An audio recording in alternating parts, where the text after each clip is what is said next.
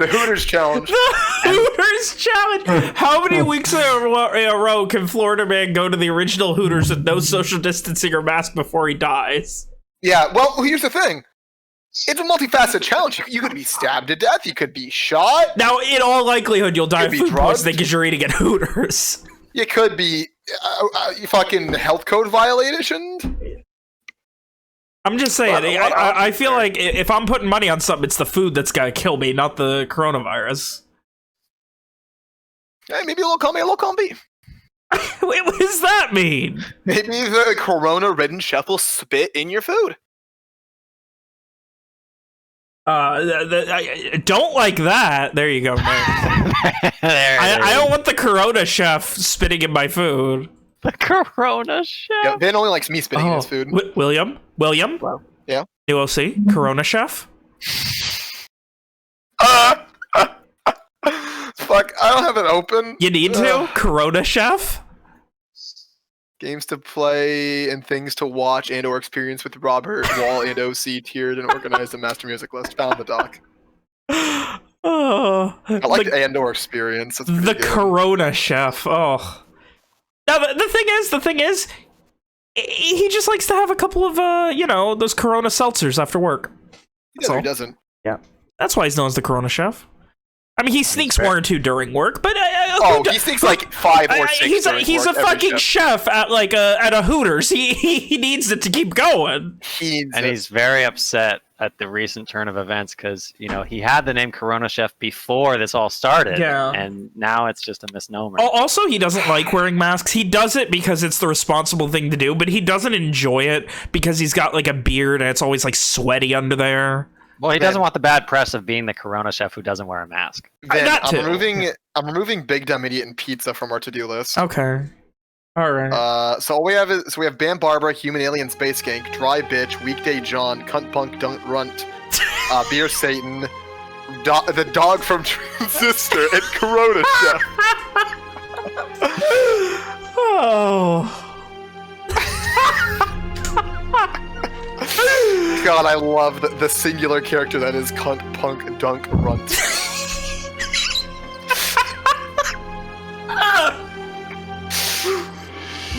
I might not make it to the session. I might have to call off the session, guys. It's a very small hive mind. Oh.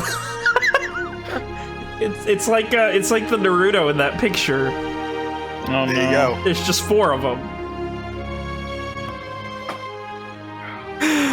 Oh, anyway, after spending some time in Verona, getting various affairs in order, researching, putting together all manner of plans, ideas, learning what you can, setting goals and achieving them, you finally investigated the warehouse where you got in a fight.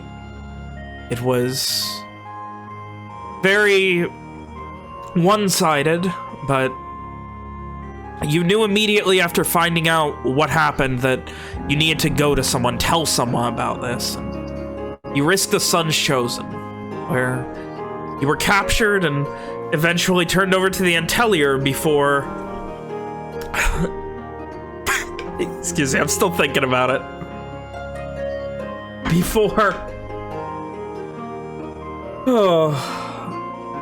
Before Captain Jameson Raymar had you unarrested, for lack of a better term, and proclaimed allegiance to ending the war first and foremost to you, giving you a little bit of assistance in the way of some writs of absolute investigation, so that you had a bit more free reign to do what you needed to do while you were in the city, and country at large. Following this, you all made your way back with poor, tired, at this point nearly crippled Amari to the house where the good news was spread. It is still sundown. It is still the 36th day of the Division of Expanse. The one-day procession is over. But with this I ask unto you. Amari, Evian, Ishri, Owen, Rom, Simon, and Walker. You guys were divvying up various tasks and ideas. So I ask unto you all, what you doing? So I believe everybody except for Sleepy Amari, Patient Rom, and Shopping Boy Simon are on their way to the fortress. I would vote for Amari if he ran for president. Secondly, I believe there was also some people out still doing chores. Like, wasn't Simon and Rick still doing shit? Rick brought back the money. And Ron was also staying back to make sure I had stuff to go out. What was going on? Did I end up going out and grabbing all the gems and stuff? Yeah, I thought you were doing that with Rick during the downtime you had. Okay. Yeah. Okay. Yeah. Yeah, if I recall, at the end of the last session, we came back and then left again, and left Rom there so she could tell fucking Simon and shit, and then go do her own thing. Yes, that's when you guys went and got the Ritz. And then you guys headed back, and as you were, that's when you were, discussing the various things of who was going where and dealing with what, with your newfound authority. If that is the case, I think the first thing to do was go ahead. I'm sorry. That was a fast segue that I was not ready for. Evian, Ishri, Owen, and Walker they depart the house and, unless I'm mistaken, head towards the Antelier Balatin Keep. Yes. Yes. Because we're grabbing Peter and then we're telling them to be ready in the morning, right? Owen has a few additional things that he will be politely requesting that the Antelier do for us, but yes, that is the long and short of it. Does he mention that to the group? He does not. Big man. He looks so Owen, as he makes his way towards the Balatin Keep, he is smug. His stride is confident, his shoulders are square, and he is wearing an expression of determination.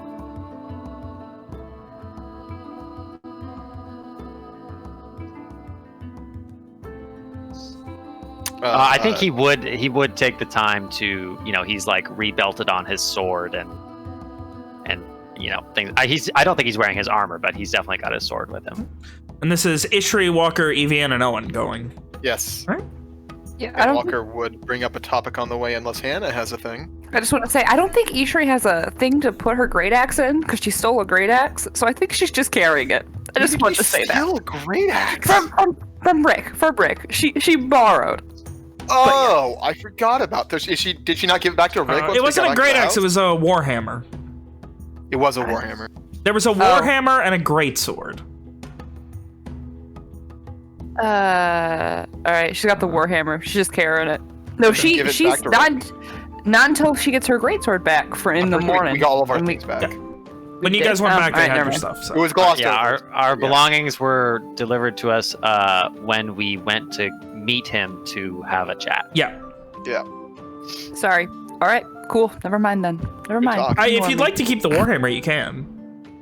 I don't know how she's going to have both a greatsword and a warhammer on her back. Real big and strong. Channel Lorelei's spirit, chuck the warhammer, and then draw the greatsword. Channel the chat. Well, it's not a maul. It's just a warhammer, which can even be wielded one-handed. I drastically overestimated the size of this weapon. That could be like fucking belt material. Yeah, I mean it's the size of a longsword. So. Okay. Yeah, she kept it then. She kept it. Well, Hannah deals with her inventory crisis. Walker, was it that funny then?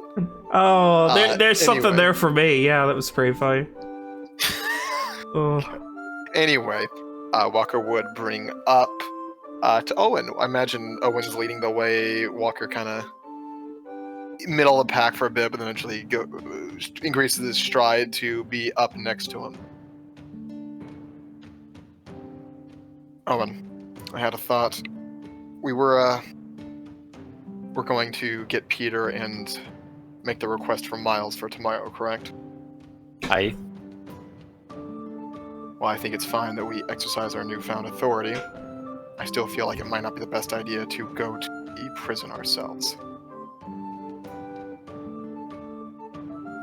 Without breaking stride, Owen kind of like he turns his head to look at Walker and then faces front again and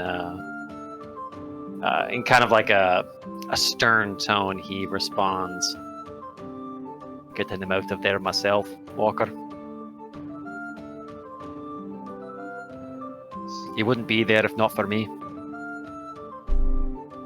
And he wouldn't be out of here if it weren't for you. All I'm saying is, there was someone who wanted our investigation to go badly, who wanted the worst possible outcome for us. Well, it's a good thing we have these new pieces of paper that can help us in our search for this culprit.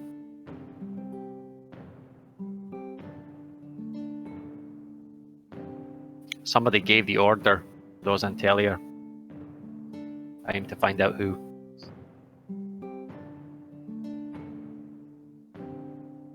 My only concern is how much paper is going to help us once we're in the middle of the... Excuse me while I look up the name. If anyone hit me with that prison name so I don't have to find it. Valhallans. Fort Valhallans? Valhallan's prison. My only concern is how much paper is going to help us once we're in the middle of Valhallan's prison.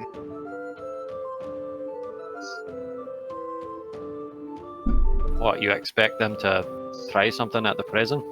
I wouldn't say expect, but it's possible. Especially with the implication of what this new authority has.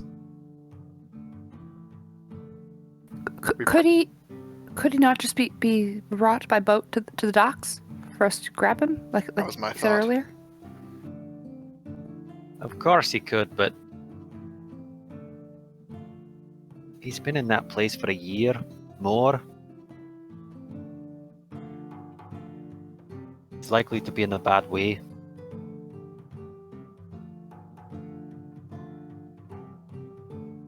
I'd rather it be me to lift him out of that nightmare than some guard he doesn't know, some guard that's tortured him.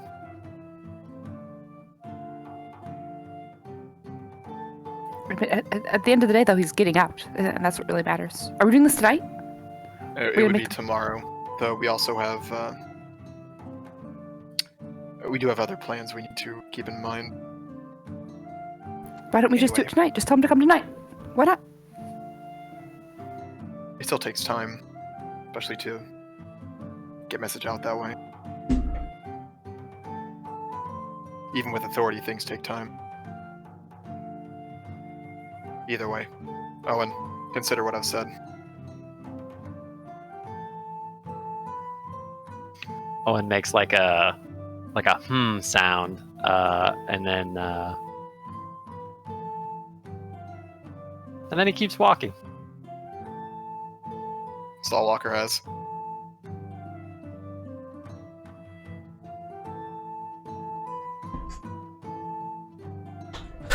So, you guys head off to the Ballatin Keep.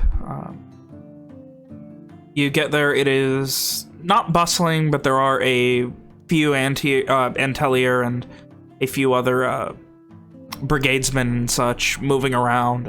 A couple of people sitting, waiting. One person over at the bounty board tearing something off and throwing it away. Ben, to get some clarification. So the ranking goes like a guardsman, officer. There's and then brigadesmen, Antier? officers, then Antiers. Okay, so I was close. So brigadesman, officer. Brigadesman's the official title, but sometimes they're known as guards, sometimes just the Antelier.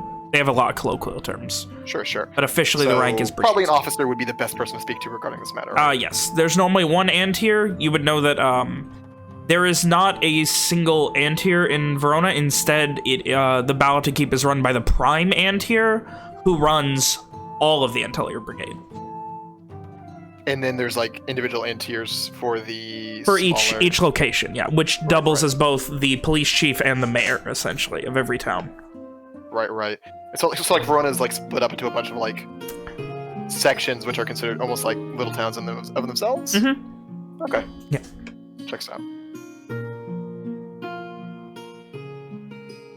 So, you guys head up to one of the desks, and gentleman looks at you and just, what you want? Walker draws the writ, holds it out for the man to review. He begins like kind of bushy mustache, kind of like shuffling it back and forth as he talks. A very scruffy looking man, and he just kind of. We'll need to speak with an officer. Officer. He kind of looks up. Bet what? Walker Yeah. looks to Owen. You have a man in custody. He was taken in the wee hours. His name is Peter. He kind of rolls up the writ and hands it back to you. And Walker describes the man briefly. he kind of like got it. As he stands up and just wait here. Just a moment. And he takes off. A couple minutes later, you see more than a couple, probably closer to 8 or 10 minutes. It's that thing where like you're waiting for just long enough, and it's like, all right, like one of you's like, all right, I really need to piss, and as soon as you say that, that's when they come out. Like it's just too long. I call not it. You see this this woman of maybe 60 with starting to gray hair, braided, a few heavy braids along the sides, then tied up into a bun, and she comes out wearing a very nice, like, not plate armor, but very nice. Like Splint? Not even, it's not heavy armor. It's just very nice setup armor. It's got some chainmail on it, some various platings in various places, a nice proud tabard displaying the Antellier Brigade's sigil on it, and she just looks at you, and as she comes out, you were the ones that had the writ and needed someone. That's right. See if there's something I can do. I've already confirmed that he is in our custody, and of course we can't have him released post-haste. May I ask what this is in regards to? A confidential investigation. I need something to put down in my paperwork. Oh. On why I'm just releasing a possible dangerous criminal. Investigation into possible conspiracy orchestrated by the Red Band. She raises an eyebrow. Right.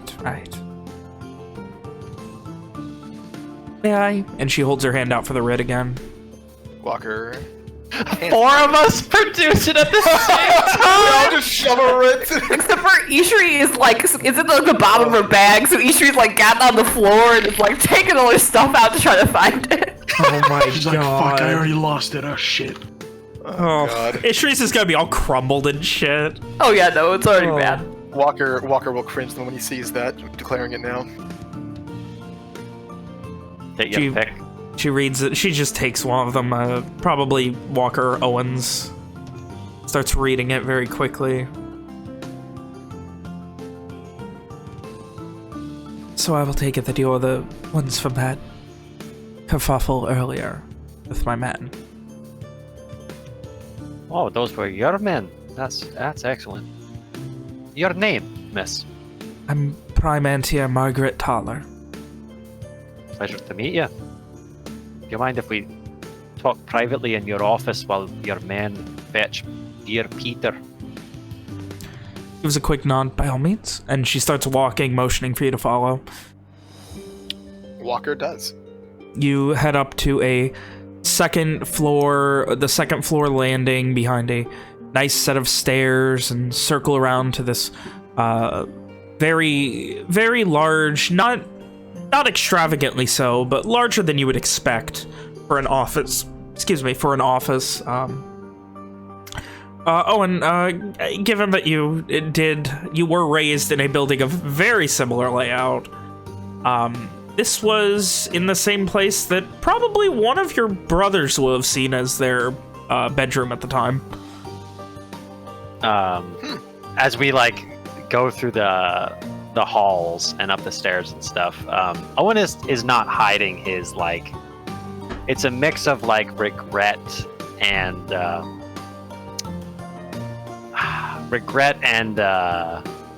homesickness, I guess. Like, and it's not like he's not about to break down into tears, but there is that kind of sorrowful demeanor that he takes on as he seems to recognize the halls that he is walking. And upon arriving, she goes behind the desk and motions. There are only 3 other chairs in here besides the one that she sits in. Evie will stand, let the others sit.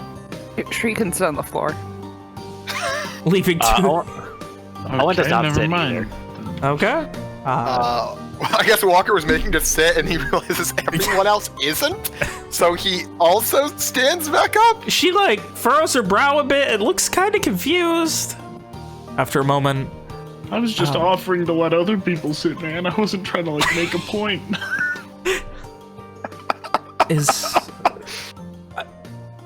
No matter what can I help you with? There are several matters that you could greatly expedite. I'm sure you haven't heard, as it was quite low level at the time, but I myself, a few days ago, put in a request to meet with a prisoner out at Valhallans. She raises an eyebrow and nods, not knowingly, but acknowledgingly. I now require his release to my custody. That can be arranged. Tomorrow. Just give me name, description. I will have it sent to the fortress post-haste. We do actually have a separate writ for... I'm assuming Owen has this one. You mean the bounty? No. We have a separate writ for him that was written for us. Oh, the captain gave us a separate writ for that? A separate writ specifically for Miles. Right, then Owen will produce that. I don't remember that. Yeah, he was going to just have it as a thing that he was going to do, but... she just kind of looks it over very quickly and... It can be done. Not a problem. I've already spoken at length with your captain. He's assured me that everything you're doing is above board and for the greater good of Lenore, so it can be done. Walker nods. Owen nods as well. I would not be able to give you a specific time. Are you intending to go out to the fortress to get him, or would you like him brought here? Walker looks pointedly at Owen. I don't know if pointed is the right word, but that's what I'm going with right now. Owen looks at Walker and he doesn't hesitate, but he does, like, he pauses. And then he looks back to the Prime Entier and he nods. Did Owen just nod to he nodded to a multiple choice question. I'm sorry. I thought the question was, are you going to go retrieve him yourself? No, that it was, do you want him here? Do you want him there? What? No. It was, do you want to get him, or shall we bring him to you? I wish to retrieve him myself. Very well. I will have as part of the missive for him to be released, I will have it sent to the warden's office for the morning. Where shall I be on the docks? And at what time? There's a ferry leaving from, there's one dock which is exclusively for Entelia-related business. It's very easy to find. She thinks from a 4th or 5th dock. You won't miss it. Just be there at sunrise. Very well. Yes, be there at sunrise, and they will take you over to acquire the prisoner. Just him, or can others go as well? She considers for a moment. I do not know all of the proper etiquette, but I don't see why not. Are you worried about this prisoner being dangerous? We could have an escort sent with you.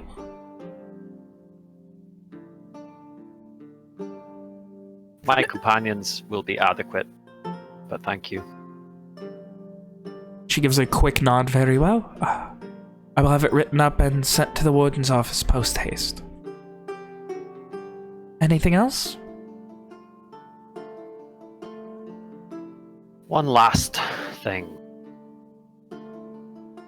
What did you say this woman's name is, Ben?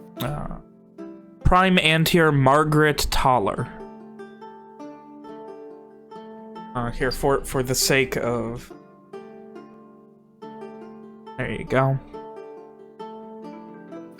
And how would, like you would normally address an Antier just by Antier? Would I call her? Antier Toller, Prime Antier. There are all of those would come across as respectful enough.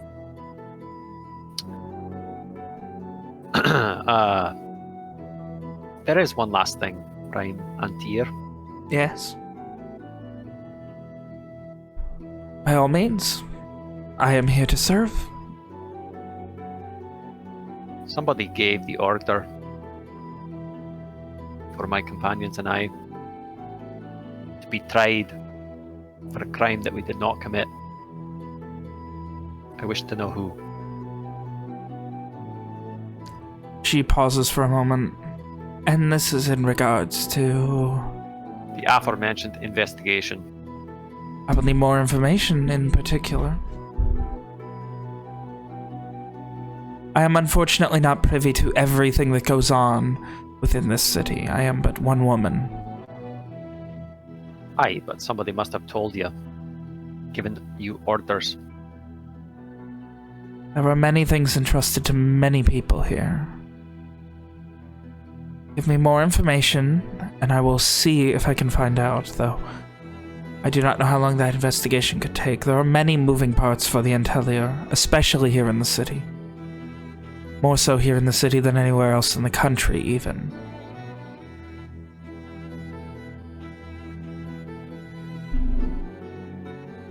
I feel like I'm missing something here, like... She's hazing you. Walker narrows his eyes at the woman and looks to Owen. Well, we should come back to that one. We have more pressing matters. If you can give me a full write-up of everything, I can figure out who was interested in dealing with these matters, and who gave these orders, and who was overseeing this, this business that you've spoken of. You just said downstairs that that kerfuffle was with your men. In the sense that all of the Entelia are my men, but I do not know everything that goes on with them. She looks around as if to compare, then, like, realizes, wait a minute, these guys aren't actually Sons Chosen. And she pauses for a moment, and her eyes narrow. Just as your captain did not know everything going on with you, I cannot know everything going on with my men. I will look into it. I will see if I can find out exactly who was overseeing this when it happened. Very well. The information would assist our investigation. We This appreciate is your anything. efforts. In regards to what happened at the docks, give me any information you can, and I will find out which of my men has been looking into it, and find out how high up it goes, and who was giving the oversight orders. Then, does it seem like she's like, hey man, if you tell me what you know, I really just want to know what you know, or does it seem like she wants to help me? Give me an insight check. Walker knows she's hazing him, so I'm not gonna roll anything. Give me a blind insight check. Blind GM. Come on, Nick, just know things. Correction. Owen is very good at people person things. I love blind insight checks because you have to assume. There is a... She seems to want to help, like, she does seem interested in exactly who's giving all these orders, but she's also curious on what the fuck you guys were doing.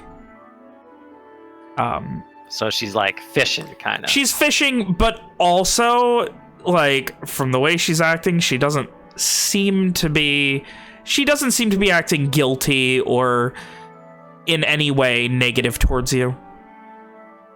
There's no malicious intent here. It doesn't seem like it. Outside of maybe the fishing to find out what the fuck people hired by the Sun's Chosen are doing in the city. You know, it's the classic, like, the cop thing. Why are you on our turf? Like, you know, that kind of thing. Sure. You have no jurisdiction here. That's essentially what she's pissed about, it seems like. Yeah. I can't believe you just hit me with that. Owen, he kind of like leans back a little bit and crosses his arms and regards her. And then he looks around at everyone else and he says, perhaps we will tell you more when we know more. The more you can tell me, the faster I can find out who's been overseeing this since the initial dock kerfuffle. After all, a number was done on some of those people, and I would wager there was some powerful arcane arts at work there. Which, if I may ask, was that you, or was that them? Who... It seems the agents working for the Red Band had a mage with them.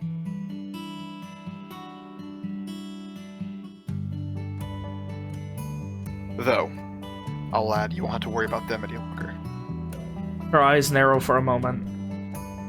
They destroyed their own warehouse.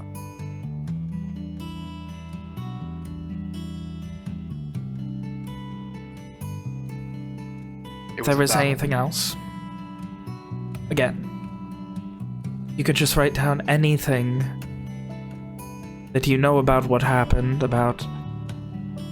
She shrugs. Any of this. Whatever you tell me will help me find out a bit more efficiently exactly what's going on. And who's giving orders so heinously under my command. I'll see to writing a report once there's time. Thank you. Have it addressed directly to me if you don't have time to drop it off yourself. Walker nods.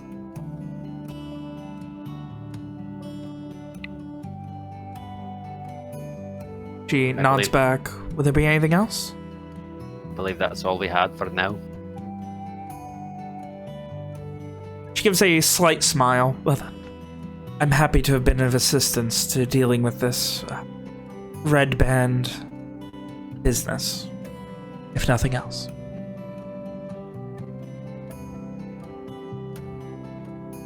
You're free to wait in the lobby, probably less than 15 minutes. They should have your friend, She considers for a moment. Investigation? I'm not... Suspect, then? Would suspect be it? She pauses for a moment. And you can see, like, she definitely knows something about that. We'll have your your man out within the quarter hour. Informant would be the right term, right, Ven? Probably, yeah. Walker will keep it to himself. Fucker, we have writs. I mean, yeah, you guys were seen by the Intellier walking out with him as if he was a drunk friend. Oh, yeah. All right. Is there anything else, guys? Yeah, Yushri's gonna ask. Sorry, I had to cough. Do you know anything at all about reports of Red Band activity or anything within the city? Of late, not exactly. Almost all of them were mobilized for the Garish invasion. Though, obviously, that changed a bit after the warehouse attack? I'm not exactly sure what it is. They're still investigating. As I said, powerful arcane occurrences happen there. Can I see if I think she's telling everything that she knows? Give me an insight check. Blind? Of course, blind. Gotta have that double blind study, baby. Yeah, she seems like she's being very straightforward with you. Cool.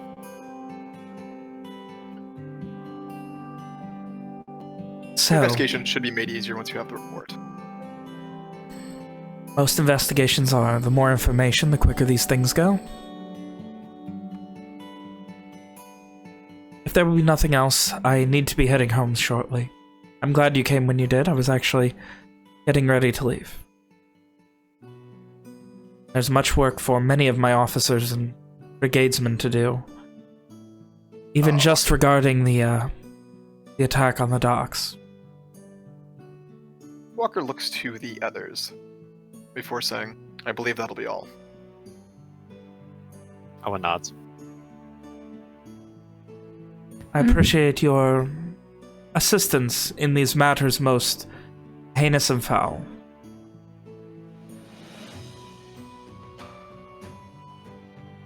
Quick nod and motions towards the door while beginning to write up what you would presume are going to be letters to the warden's office.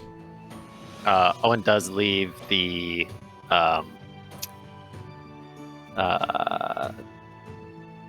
writ that Captain Raymar wrote specifically 4 miles, No and problem. also the bounty that we had. All right. Well, I'm guessing we're just kind of walking back on our own Yeah. to the front, right? Yeah, you've been. Girl You're, mentioned. yeah. So like this is a big place, right? Like This is a very large place. Yeah. So what you did to get to, like, if you're asking about location, yeah.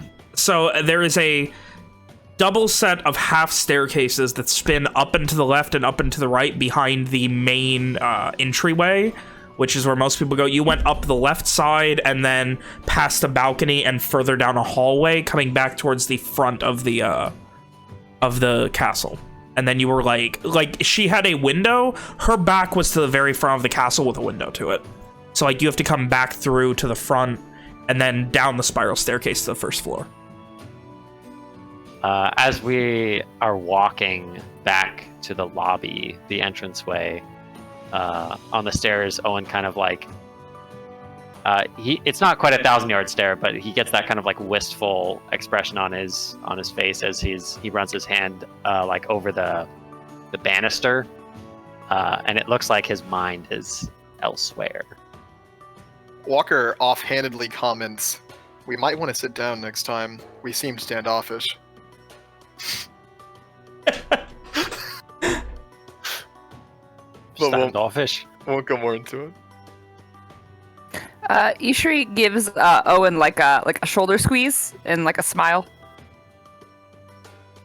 A smile that he returns.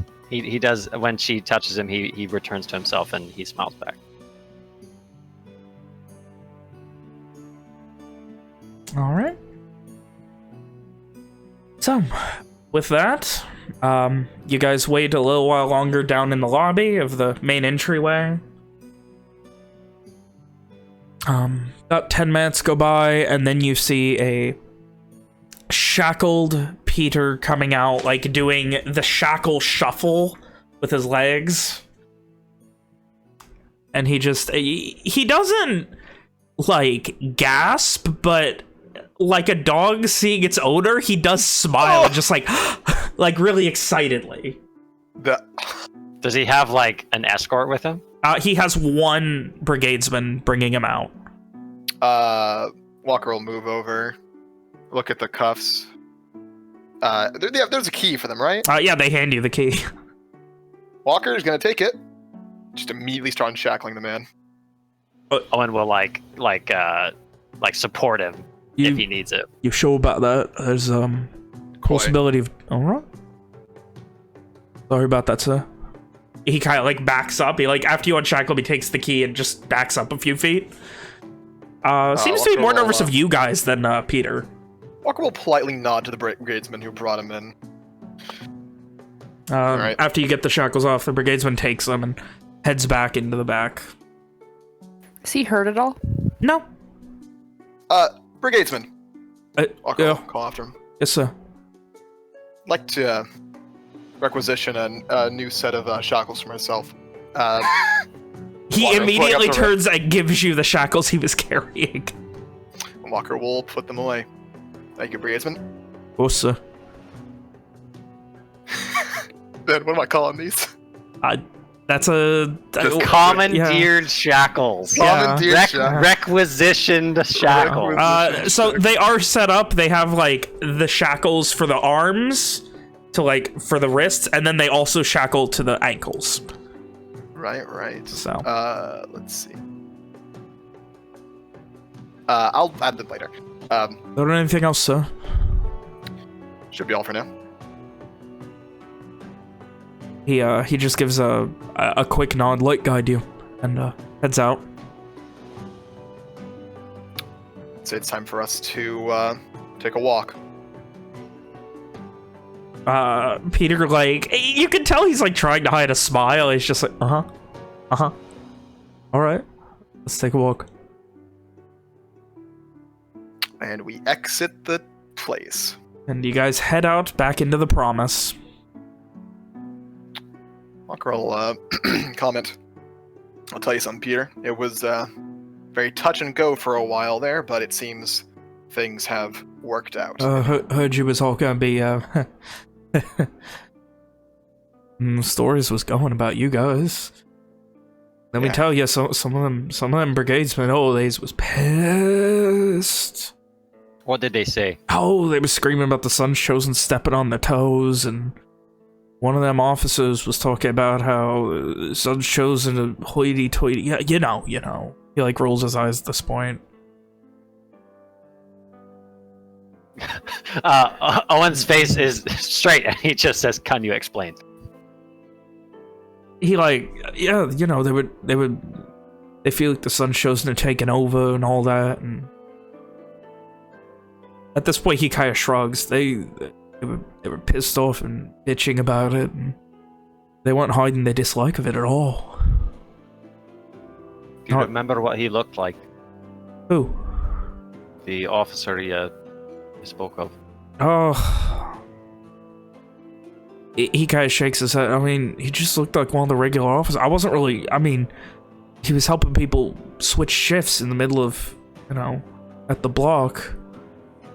It's alright. For the cells. I mean, he was one of the regular officers. I wasn't looking at his face. Had longish hair, I guess. I mean... Did they ask you questions? At this point, he kind of looks away for a second. Yeah? What did you tell him? That I was drunk and you were my friends? And he gives, like, a smile. That's what you told me to say to the other ones. Owen smiles back and he nods. Did you tell him anything about the warehouse or what you were doing there? I mean, I started to, but he shakes his head. They, at this point, he nods and then shakes his head again, like, nervously. I didn't know you guys was with the Sun's Chosen. I wouldn't have been such a dick. Oh, it's alright, lad. Like you said, you didn't know. And Owen smiles again. He looks so fucking stressed out. You had something for him, didn't you, Owen?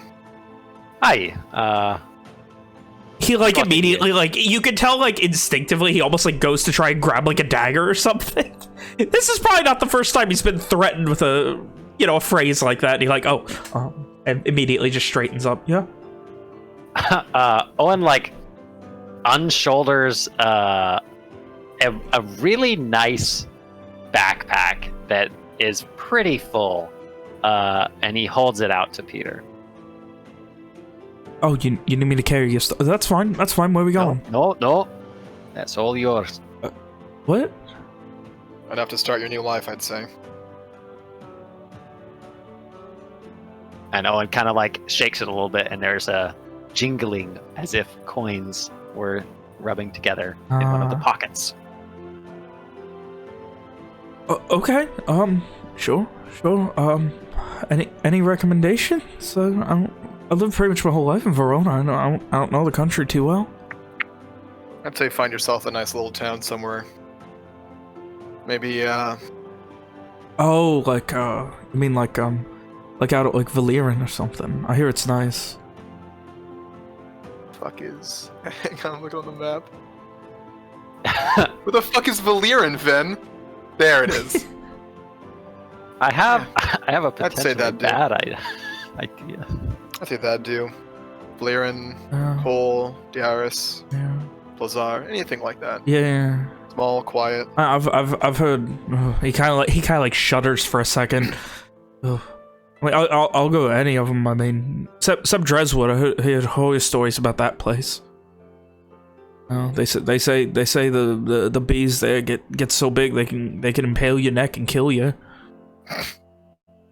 I wouldn't say quite that, but Does Walker actually laugh at that?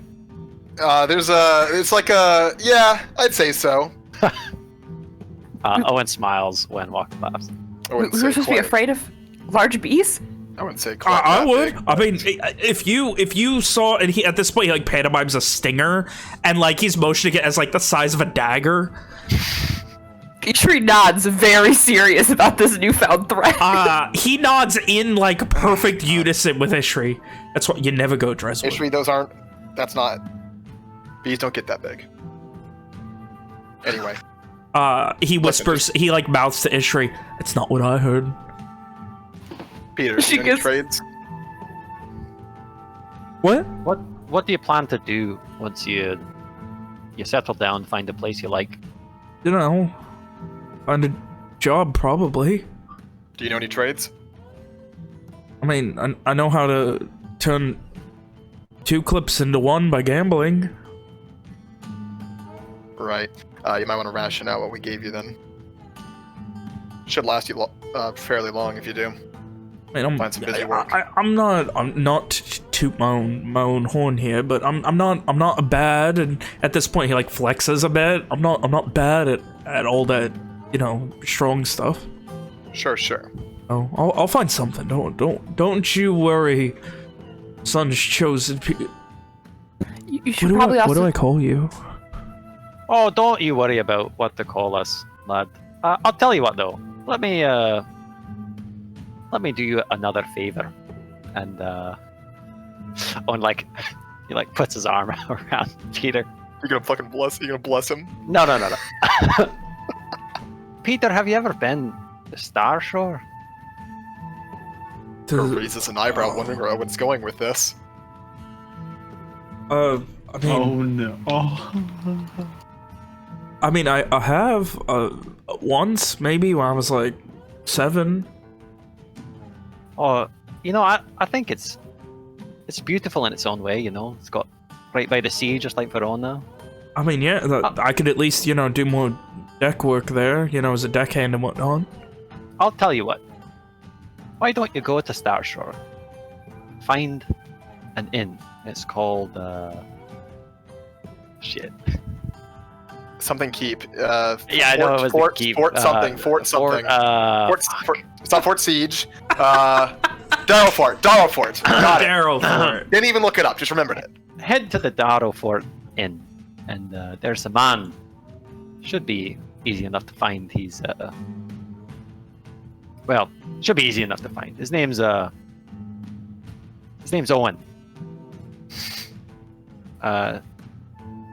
Tell him when you find him. Tell him his nephew sent you, and he'll set you up with something. All right. Oh, Owen at the Darrow Fort. Oh, I can do that. I mean, if things weren't so, you know, weird at the docks, I'd probably just wait and see if I can get a ship there, but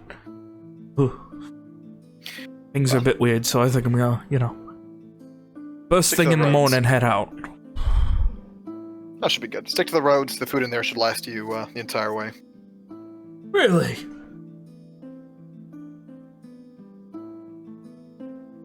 Owen pats him on the shoulder and nods again.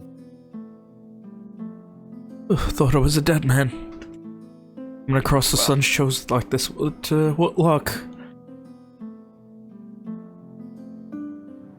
He just Walker guy shakes his head. Walker thinks you and me both, but does not say anything. Well, Peter, I bid you farewell. May you have a safe trip. Yeah. Thank you guys. And stay out of trouble. Yeah. Aye. Yeah. What? I'm sorry. What was your name? Do I hit him with the line? Well, when you find Owen, tell him Walker sent you. So much, you fucker! I couldn't help it. If you hadn't reacted, I would have laughed. Oh shit! Oh my lord. Oh, Ooh. fuck. What a good bit. He looks to Owen and nods. Walker, right? Well, and still look at Owen. Thank you, Walker, and all of you. You should give him a hug. Oh, And then she leans in and whispers, "Tell him Mitch sent you too." He's confused for a second, and like as he hugs back, he whispers in your ear, "Don't trust them. Those bees are there, and they're big and scary. They've been telling me that since I was a child. Never go Driftwood." Oh, fucking Peter. Tree just nods. He composes himself as DM Ven composes himself. Ugh. And, as you guys walk through the promise, he eventually finds his way split from the rest of you, and We all wave with a smile on our face as we watch our young man head off into the great unknown. what a horrible 2 days that guy's had. Yeah, fuck, dude. no, he's vibing now. He's I mean, Listen, honestly, he's Listen, probably better his off than he was wife before. is so. I mean, he doesn't get to bring his wife, which sucks. But Also, it one of turned his out- best friends was fucking double tapped by Amari's magic. Yeah, but that guy was a shitty guy anyway. And now he gets was Peter. a that new was wife. a bad friend. That He was gets a bad. new Bad wife. He's gonna influence. go hang out with Uncle Fergus. It's gonna And be he's great. gonna find another woman to harass. It's gonna be great. I gotta have notes on him now to figure out what the fuck he's doing when you guys inevitably Awesome. sending him in like 20 Awesome. sessions. It's gonna be. Isn't it wonderful that like just 2 days ago, Walker was in his face, fucking him up with his crossbow, and said this was a mistake to him. Oh, anyway. So, you guys have anything else to do this evening? I think Walker's just. Yeah, if we have nothing else to do, we should go to the Hint of Home.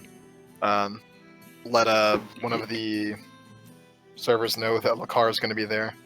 Maybe they'll send someone our way once he's there, or maybe he will.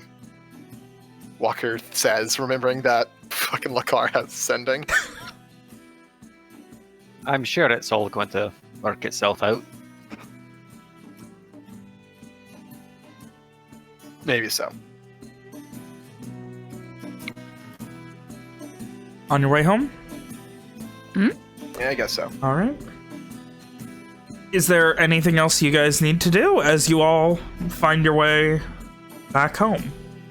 Long rest, please. Amari's still dead. You're sleeping. You're sleeping, You are Amari. there. Amari's already sleeping. Sleepy Town. The only sounds I want to hear from you, Mitch, are snores. Oh. So Okay, did Rom I'll go? start taking a nap. Did Rom leave to go look for her bosom buddy? Yeah, Rom went to Excuse me? Beals. What? I don't think that's applicable. Her ass pal. Her Her ass associate. her You could also just associate. say associate. Whoa. Nice. Nice. All right, so, Simon, beneficial you are friend. finishing up. You're gonna finish up your spell copying tonight. Yeah, I'll be finishing up this. Rick finished his shopping and got very tired because Rick doesn't like shopping and is a lazy sack of shit when it comes to shopping. Awesome. So What a guy. he what a came back with highlight. a sack of fucking cash, and him and Simon got a bunch of random fucking gems and shit. Well, not random, but yeah. Yeah, not random, but They also get the frying pan. Yeah. Did you get that the place frying is pan? closed. It's after. No. We don't have Oh, the frying really? pan yet, but we have almost 3,000 crosses, so you can all just slow your roll. Hope someone's keeping track of that because I'm not. Yeah, who is keeping Well, track of right that? now, you guys, Fergus got you 2,912 crosses. Did he? Fergus did. What Fergus? a guy. Rick, sorry. Fergus! I had my 100 Fergus crosses notes I up. gave him, I pulled up Fergus's notes to see what he was doing because I'm like, wait a minute, what the fuck's gonna happen with that now? Oh shit! I should probably sending Fergus to make sure that he doesn't freak out Because When- Walker when- sent someone to when he him. tells him Walker sent him. And his nephew. He's gonna assume Walker is his nephew. That's also pretty funny. Your nephew Walker sent me. I think he would get. I think he would get the idea. I'm really excited for Walker McDonald to become a legend in Lindor. Oh my god! Owen McDonald's farm. nephew, Walker McDonald. Oh my fucking god! Man, so did he transfer all the money into gems yet, or? Was, No, he brought you coinage. Okay. Buying that much in gems, while not suspicious, is kind He's of kind of suspicious. Is kind of fucking suspicious. Like, I'm unless cool you're with the buying guy. actual nice jewelry and shit. Yeah, I can do that. Or hey, maybe you could buy an overpriced painting from an estate auction. No, I'm good. Anyway, so with that, Rom, are you coming back tonight or no? She's fucking. I mean, She's listen, fucking. She is or she isn't. Tell you we're what. leaving soon. Yeah, she's got to get knocked Listen, up real yeah, quick. you gotta get it while you can. You know what I'm saying? Can we roll for Really? pregnancy? No. Christ, no. What did he, Can what we did he try say? for baby? Anyway, knew that was coming.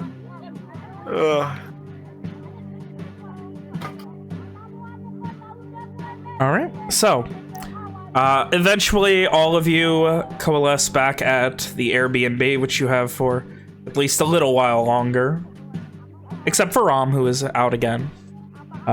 Rick is once again sleeping on the couch. He didn't even take his boots off this time, and he's got like one leg up on the couch, the other one draped over the arm. He's like snoring. His cloak is just kind of half on the floor.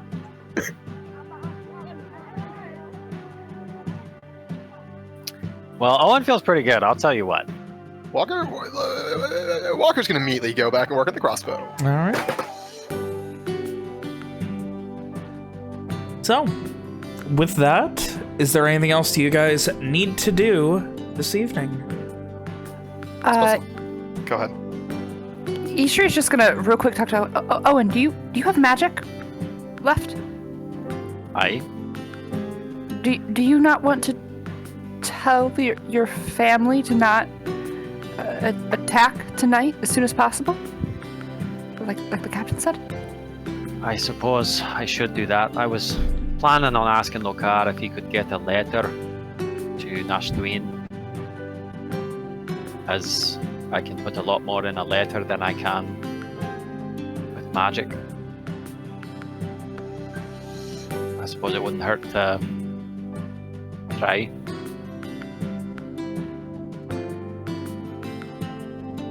Thank you for reminding me. I would just, hate for anything bad to happen if we waited a couple days. You're right. You're absolutely right.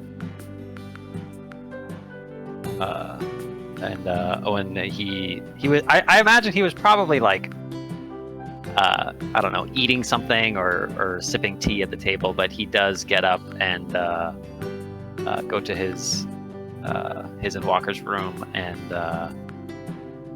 he doesn't shut the door behind him, but he goes and kneels at the window with the potted plants, and he just for a little while he just breathes, and then he's going to focus on his mother and cast a spell, and I will need a minute to compose that spell.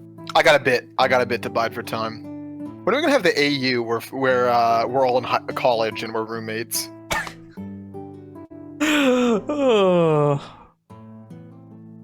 I feel like if we're doing college AU, Walker is the lazy stoner. Fuck yeah, he is. He coasted off of his high school grades, and by the time he got into college, he's just like barely not failing. He's really hello? in the metal. Hey, Alex.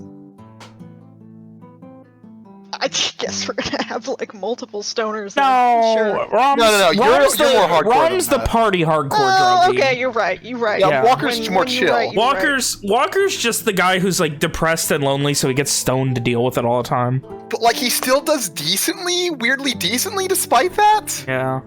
Yeah. Amari What's Walker's surprisingly degree is the twunk. question. Anyway, you good, Nick? That was like 5 seconds. What do you mean? We'll keep going. Walker's probably like criminal justice degree or something like that. Sorry, Owen. God damn it! Fuck. I feel like now I can't even be mad anymore because we've all done it, and that makes me mad. Mitch What do you think I've all done it? It's not even me and Hannah. Mitch called I did Hannah it. I Kim did it last earlier. session. Before shit. Hannah was here, Mitch called Hannah Kim. But that's really funny. Oh, that's what you meant.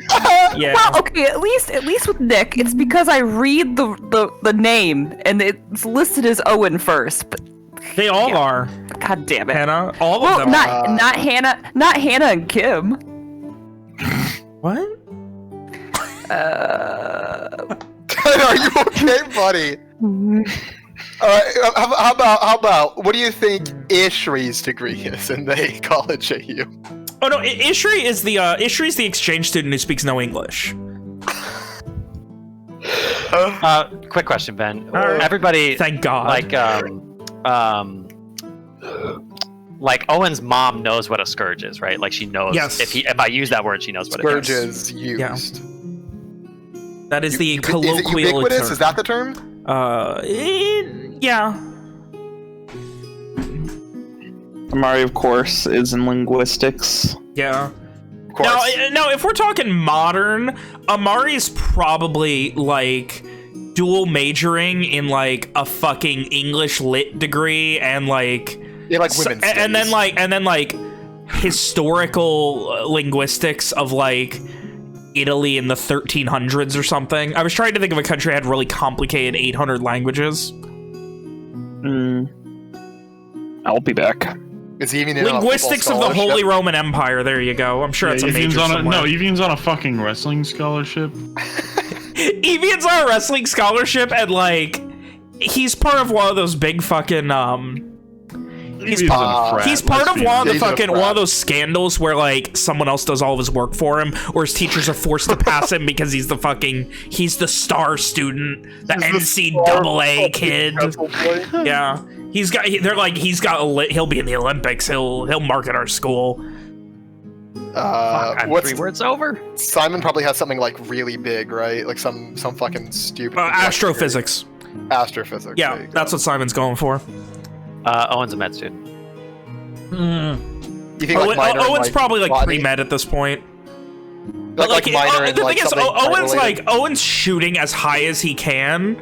Like he's got like the asshole Asian parent stereotype where like his dad's expecting the best. So like even if he doesn't really want to, he has to try for brain surgeon. Oh shit. And then Rom is the party girl who is probably Going for in like a some bullshit, she's got the Van Wilder. She's been in school for 12 years, going for a bachelor's in economics or something. Holy shit. Well, that was a funny conversation. Yeah, Rom is pretty much just fantasy Van Wilder, really. I don't know who that is. 23. I am 23. That's I'm correct. 2 words over. No, For Rom fuck's is sake. 23. Oh. Yeah, you got into college early and now you're fucking garbage. Join the club. Well, you're still like way older than everyone. How do you justify that? I'm imagining college AU. We have to fudge the numbers a bit on age. Okay. She went back to school. Oh, there you go. No, she's like She has her 2 student. kids, Yeah. and she went back to school later. Oh, there you go. She's the There you fucking go. yeah. There Okay. it is. I got it. She's the single parent. It's a weird clique our group has in this college AU. It's literally just fucking Community, but with Oh, with it's these the Breakfast characters. Club. There you go. Breakfast Fuck Club is college high instead of- school. You. I know. I said, but college instead of high school. Fuck you. Fergus is the fucking the cool Fergus teacher. is the vice principal. No, Locar's the vice principal. Was Fergus a fucking like? Fergus is like Cleaner? Gym the teacher. Fergus is like the fucking one of like the fucking like a composition teacher. No, he's Even though the it's gym like teacher. Are you English is kidding like me? even though English is like a second language. Papa Walker is like a alumni. Yeah. He's at all the fucking games and shit. Front row seats, like forever. Oh, he's the guy who paints his chest. Oh, he paints his fucking chest. That old man ass chest. All right, Nick, have we given you enough I'm time? good. Okay. I got it to 20. It was 28 words, and I got it down to 25 exactly. That's good. Nice. All right. Who's it going to? Anytime you need that shit killed, Nick, let me know. Dude, thanks, man. I appreciate that. As I said, Owen, he kneels in prayer, and he just takes a little while to be by himself, calm down from the day's events a little bit. Thank Karad for coming through as he always does, as it always does. And then he clears his mind and he focuses on his mother. And he kind of cracks the window a little bit, and he almost whispers to the night. He says, "I've learned something important. Red Band have scourges at Varat. Not listening to orders from Lenorian Crown. Call off the attack. Sons Chosen pulling back." That's it. Can you paste that for me so I can make sure to get every word of it? I'm sorry, who is this going to one more time? Owen's mother. Okay. Mamma mia. He has to ask because they're dead. Do you want it in-game or... You can post it wherever, just as long as I have it somewhere to reference. in-game?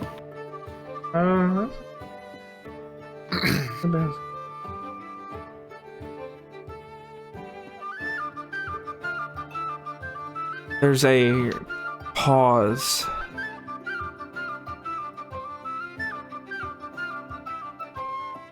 Fit that 2 in there, Nick. And she seems like there's this, like, you can feel that, like, that momentary pause of, like, nervous trepidation. Owen, my son. Thank you, though. I don't know that my words are enough to stave off this war.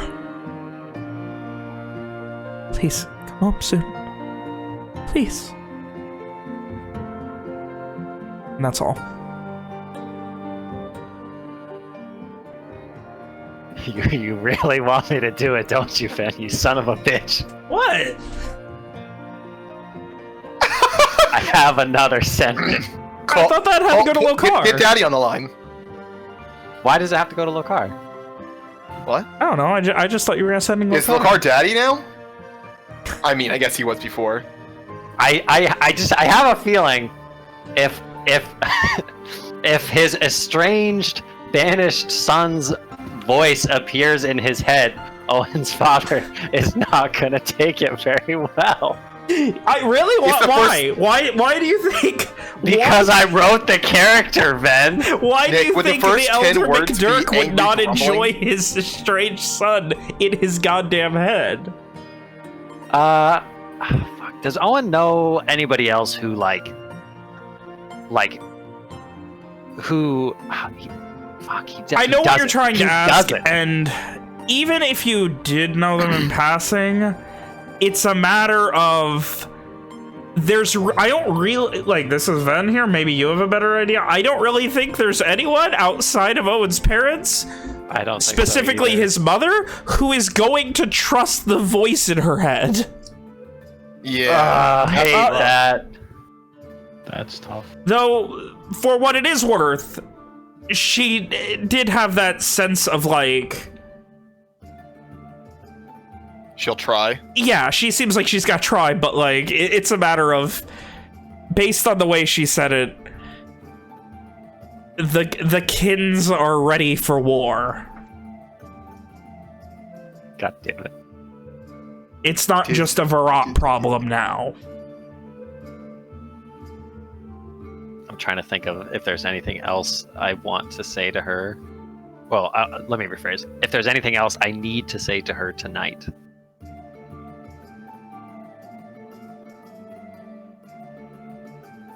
Troubled, Owen will make his way back downstairs and take his place back at the table. The expression of content gone from his face. There is the constant background noise of Walker working on his crossbow. Sound of wood being etched? I don't know if that's the right word, but you know what I mean. Yeah, smooth and sanded, and the tinkering of various bits of metal hitting together, and just constant. If Owen's spent like a lot of time like at the table, he's probably very used to the noise at this point. I imagine so. Very easy to drown out. Sorry, did that not go well? Message went through, but you've got to understand, Ishri. My mother, her words carry weight within Kintaran, my people. But Garland does not have king like Lenore. Kintaran is only one of the kins. The others wish to march to war. There's not a lot she can say to stop them. Well, you've done what you can, and hopefully you've at least saved some lives. Hopefully at least some people stay back. You've done the best you can. That's all you can ask for. I very much hope that Lokar will be able to get a letter to them. At the very least, it might mean more to the kins than a voice in my mother's head. I have to imagine he'd be able to at least do something. Walker says from his position in the workshop. I hope He's come so. through for us every other time. That he has.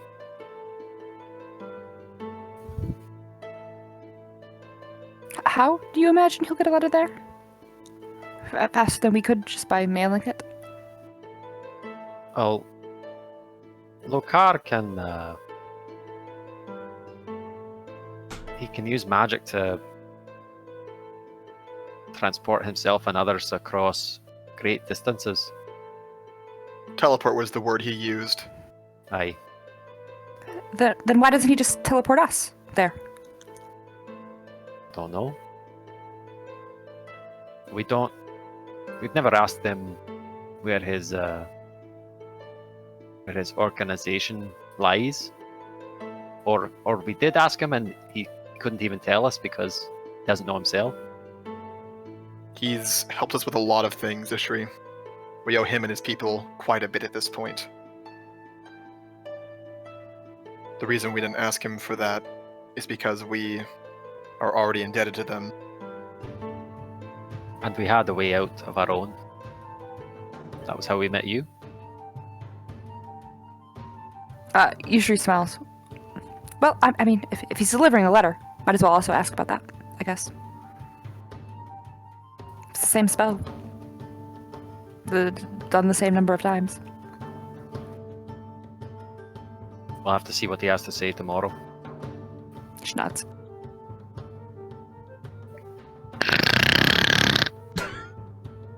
I like that it's that loud from downstairs. As you walk, But he's taking after Walker little by little. little by little. What a little becoming a mini-me. A mini-me that you get thrown into hard labor. A mini Walker gets thrown into hard labor and can fucking explode someone's head at the swish of a finger. And I didn't think transport us about all it, to the but- realm of shadow and death in an instant if you die. Did they give back the wrist crossbow, or did they take that? They gave it back. Yes! Yes! Dude, we're sons chosen now, dude. It's fine. Ah, dude, we Yes. totally are. Oh my god, Walker could just fucking ask for one of their cool crossbows and just ditch Cordell's. Oh, that's not gonna happen. Alright, is there anything else for this evening? I guess, so he doesn't have to do it later, Owen will write a letter to his mother now, just in Alright. case Lokar can. Deliver. And with that, you guys finish up your day's work and head to bed? Walker is heading to bed relatively early for him, so he can get up early, so he can get some more work in. Yeah, Before going it's to not do a matter of not usual wanting stuff. of wanting sleep. It's a matter of efficiency. Oh, defo. No, Ven gets that. So probably like 3-4 hours of sleep, 4.5 hours. No problem. Owen is, like, he's troubled, but he does, he wants to be sufficiently rested to...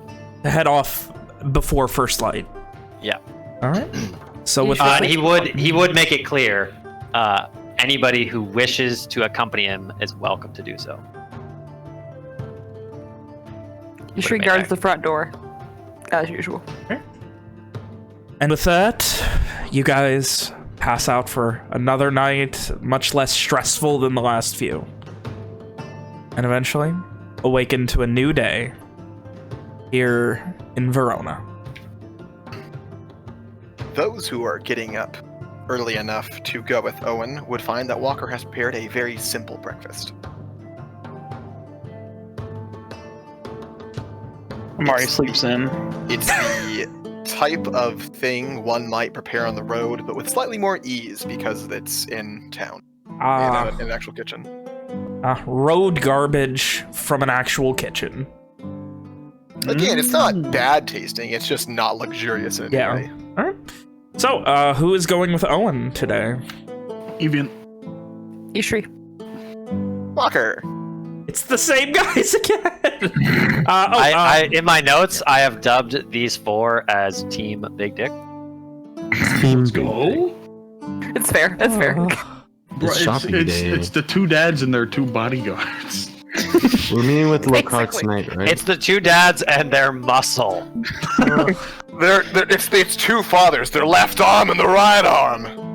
Okay. All right, Simon, you were able to finish. You now have sending in your book, and you. So yeah, you are all good on that front. Can I get an update on the crossbow front, the Cordell's crossbow front?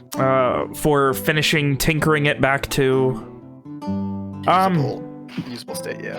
a couple days. To remind you, basically the entire thing was getting it prepared for the long road ahead, as well as getting that scope put back on it. Yeah, so probably a couple days left at this point. Wonderful. Yep. You guesstimate at the rate you're going, probably be done by the time you get out of the city. Nice.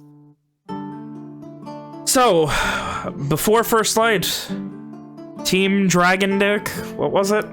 Team Big. Dragon Dong. Dragon Dong. Sorry, Team Dragon Dong starts to head out. You guys get to the Antelier dock over in the Scald.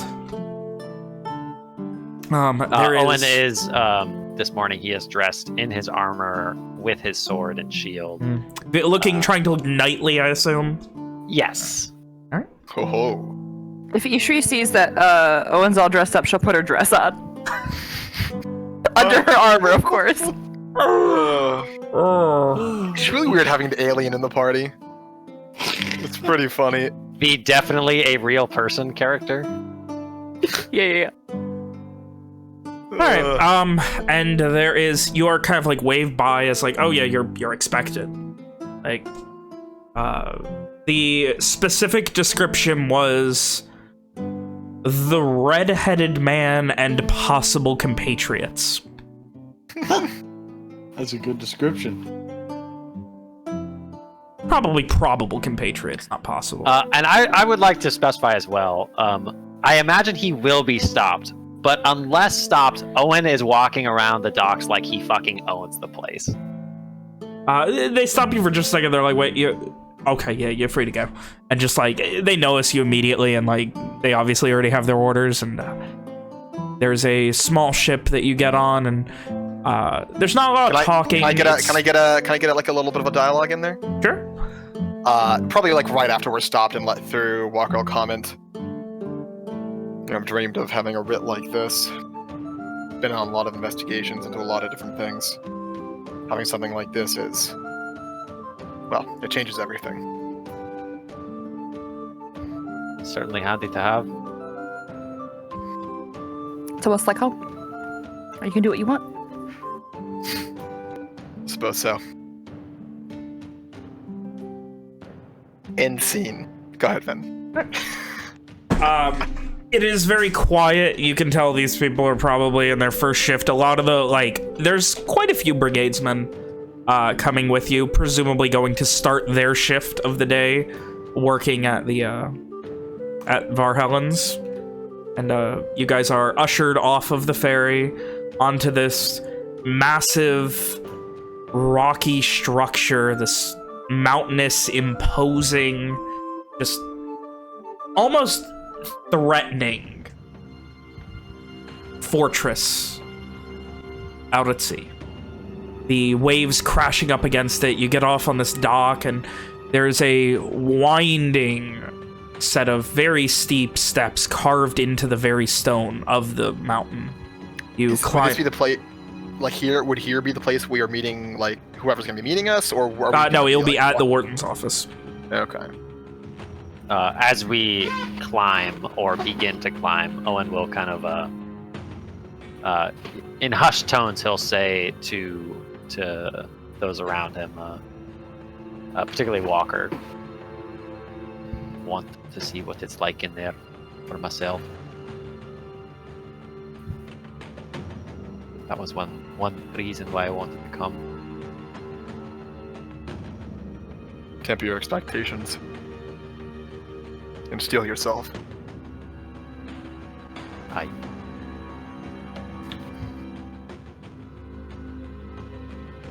Continuing on. These steps they start very slippery from the constant barrage of the sea. But as you get higher up them, they're a little bit more sturdy, you feel a little better. But they're uneven, they're different lengths, different heights. Very vertical, some 6-7 inches. Winding up the side of this before eventually finally giving way to a stone boardwalk, or a wooden boardwalk, which leads across what you now see below you is a courtyard. And the courtyard has, like as you're cresting, you just begin to hear the sounds of hammers and manual labor, and cresting over it, looking down at the courtyard, the entirety, it's not unlike it's not a volcano, but it's shaped the same way. There's an outer ring of ridges, and then in the middle there is a almost like concave central area that is all manual labor, smithies, forges, creating weapons. Just prisoners creating weapons like crazy. Some of them hammering and repairing armor as well. Things like that. Like, how far are we from the base of the courtyard? Maybe 60, 70 feet. Can we tell from here, like, what the state of these prisoners are? Like, do they look like, you know, battered, emaciated? exhausted? Yeah, like, give me a perception check. Perception. While Walker is glancing to the side on occasion, he is mainly keeping his eyes to the front. Some of them are in really bad shape. Like, while you've never seen anything quite like this before, you'd imagine that this is what a 14-plus hour, almost non-stop workday looks like. All day, every day. Yes. Many of them are still, like, incredibly well built. Like, these people, they're, while not healthy, they are very strong. They look exhausted. Some of them, like, scarred. You can see, like, welts and where broken fingers have not healed properly, just, like, at a glance from 70, 80 feet away, even, as you walk across the boardwalk towards the overlooking warden's office. Then, Yep. while Walker glances to the side every so often, a thought crosses his mind. Is there anyone here that he's put behind bars? Does he see anyone he recognizes? Now, that's a long shot, I know, but... Give me a perception check. Okay, this is not the menu I'm wanting to open. 1 second. Does Ishri also notice some of the malnutrition and such? As you, just at a glance, it takes a moment, but, like, yeah, there is that sense of... Then Ishri, the first time she sees it, is gonna gasp and, like, put her hands up to her face, and like, for a moment, it looks like her eyes get, like, red almost with, like, fury, and then she just takes a deep breath and her face just goes stone cold. Walker was about to say something to Ishri, but she seems to get the idea.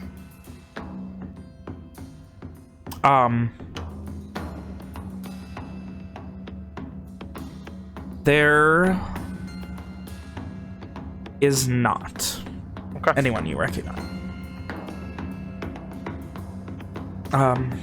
You are guided towards the kind of like with this crew of maybe 15 brigadesmen. You head to the warden's office. They let you in first. You guys are get in there, and you see this looks like a secretary or some such, gentleman of maybe 35-ish, kind of wide face. These not clean shaven, but probably wishes he was. Kind of messy hair, very large round glasses. It's sweaty look, and he just kind of looks up. Hi there. You're the ones I was to be expected. Message from the balloting keep, correct? Aye. That's right. And that was for I'm sorry. Can I get confirmation on what you're here for, please? Prisoner by the name of Miles. Right. They have actually been this Miles has been separated from the general population for escort up here as soon as you were to arrive. We are here. He motions to one of the brigadesmen who just got here, and head down to the initial intake holding cells. He's being held there. And the gentleman just nods and heads out a door through the side, and you see him disappear down some stairs. So, clandestine activities with the Sun's Chosen, or what kind of interesting? Oh, is it turned out? Is he a mage assassin? Not Is he- quite. This time, Owen kind of like, he doesn't quite scowl at this man, but he does say, curtly, is classified. Oh, well, I apologize for asking then. Need to know information. Just know it's for the betterment of Lenore. The betterment. Well, of course. Is there anything I do need to know then? You know, any motions towards a couple of journals and other various bookkeeping instruments he has around him. Other than a request, something about a red band interest and the Sun's Chosen. I'd say keep an eye on any here who were once a part of the red band. If you see any suspicious activity, send it down to the Prime Antier. Of course. Of course. Well, A immediately notes, like, he notes the specific words are double interview, underlined, X-Red Band. Do you have records of what has been done to this Miles while he has been here? Well, there was, he begins flipping, there may be, our paperwork is, it's not the best it's ever been. I haven't, I admit I haven't done the best job. The warden makes it very hard for me to keep good organization on everything that's happening, but you know, I'm trying my best. So, and he kind of gives a shrug. I could check though. The paperwork for all of that is kept separately in a separate storage room further in the prison. If you'd like, I could go run, but it may take you longer. I don't know how much time you have. My lords, I do not. Are you? How long will it take? I'm not sure. I would have to look through there. Maybe a half hour, maybe as much as 2 or 3. And how long before the prisoner will be brought to us? Maybe 5 or 10 minutes. Then we will wait until then.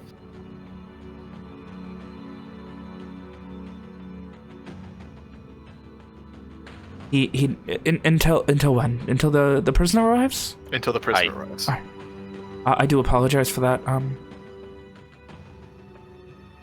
At a glance, the immediacy of his files and knowledge did seem to mention, for the most part, that he was spying on the Red Band. Apparently, possibly a belief that he was turned against Lenore. He kind of shrugs at this point. I didn't want to turn against it. I just. One way or the other, we believe he might have vital information for our investigation, so we will be taking him with us. Of course, as was expected from the letter from the Prime Antier herself, surprisingly. And at that point, it kind of like gets awkwardly silent, and so after about a minute or so, he continues. Could I interest you all in some breakfast while we wait? Thanks. Ishri No, nods. thanks. Oh, Ishri nods though. Did she not eat Walker's breakfast? Is she gonna have a second breakfast? Second breakfast. Oh my god. She's gonna angry. And he produces this, it's kind of like a sweet, almost like sugary porridge. With a hint of cinnamon and what tastes like chopped up apple bits in it. Is it oatmeal? Of a kind, yeah. Okay. Yeah. And he produces a bowl and a spoon for you. And anyone else? Where does he get it from? There is. It looks like he had it. There was a chef making it somewhere downstairs that brought it in maybe 10, 15 minutes ago. Right So before he just gave Ishri his breakfast. No. There was more. Oh, It was like okay. yeah. No. Is there any more? Any more for anyone? All right. Not for me. So as he begins eating, have you been working with the Sun's Chosen for long, or? Apologies, but that's proprietary information. Classified, of course. I understand. Owen ignores that question and like, is there windows in this office? Yes, there is. There's like one large. It's not. They're not windows, but they're like shutters that come down. They're currently open that overlook the courtyard below. So Owen ignores that question and he moves over to the window, left hand on the hilt of his sword, just like at rest. Yeah. And he looks out over the courtyard and then he kind of says over his shoulder, "It's my first time here out at Valhallans. Tell me, It's horrible here, isn't it? tell me, Hard to get used to. why are those men working on weapons and armor?" We lose a lot of that, war times, and it's good labor, and it helps out with, there's not a lot being turned into the Intellier with their offers or anything. A lot of people want to arm themselves, banditry on the rise and the like. Everyone wants to be armed. Easier for the crown to arm itself as best they can, and if there's people here, why not keep them healthy and active by helping to dedicate some time to the crown itself, showing that they're still upstanding citizens in their own way, even if they are not permitted to polite society.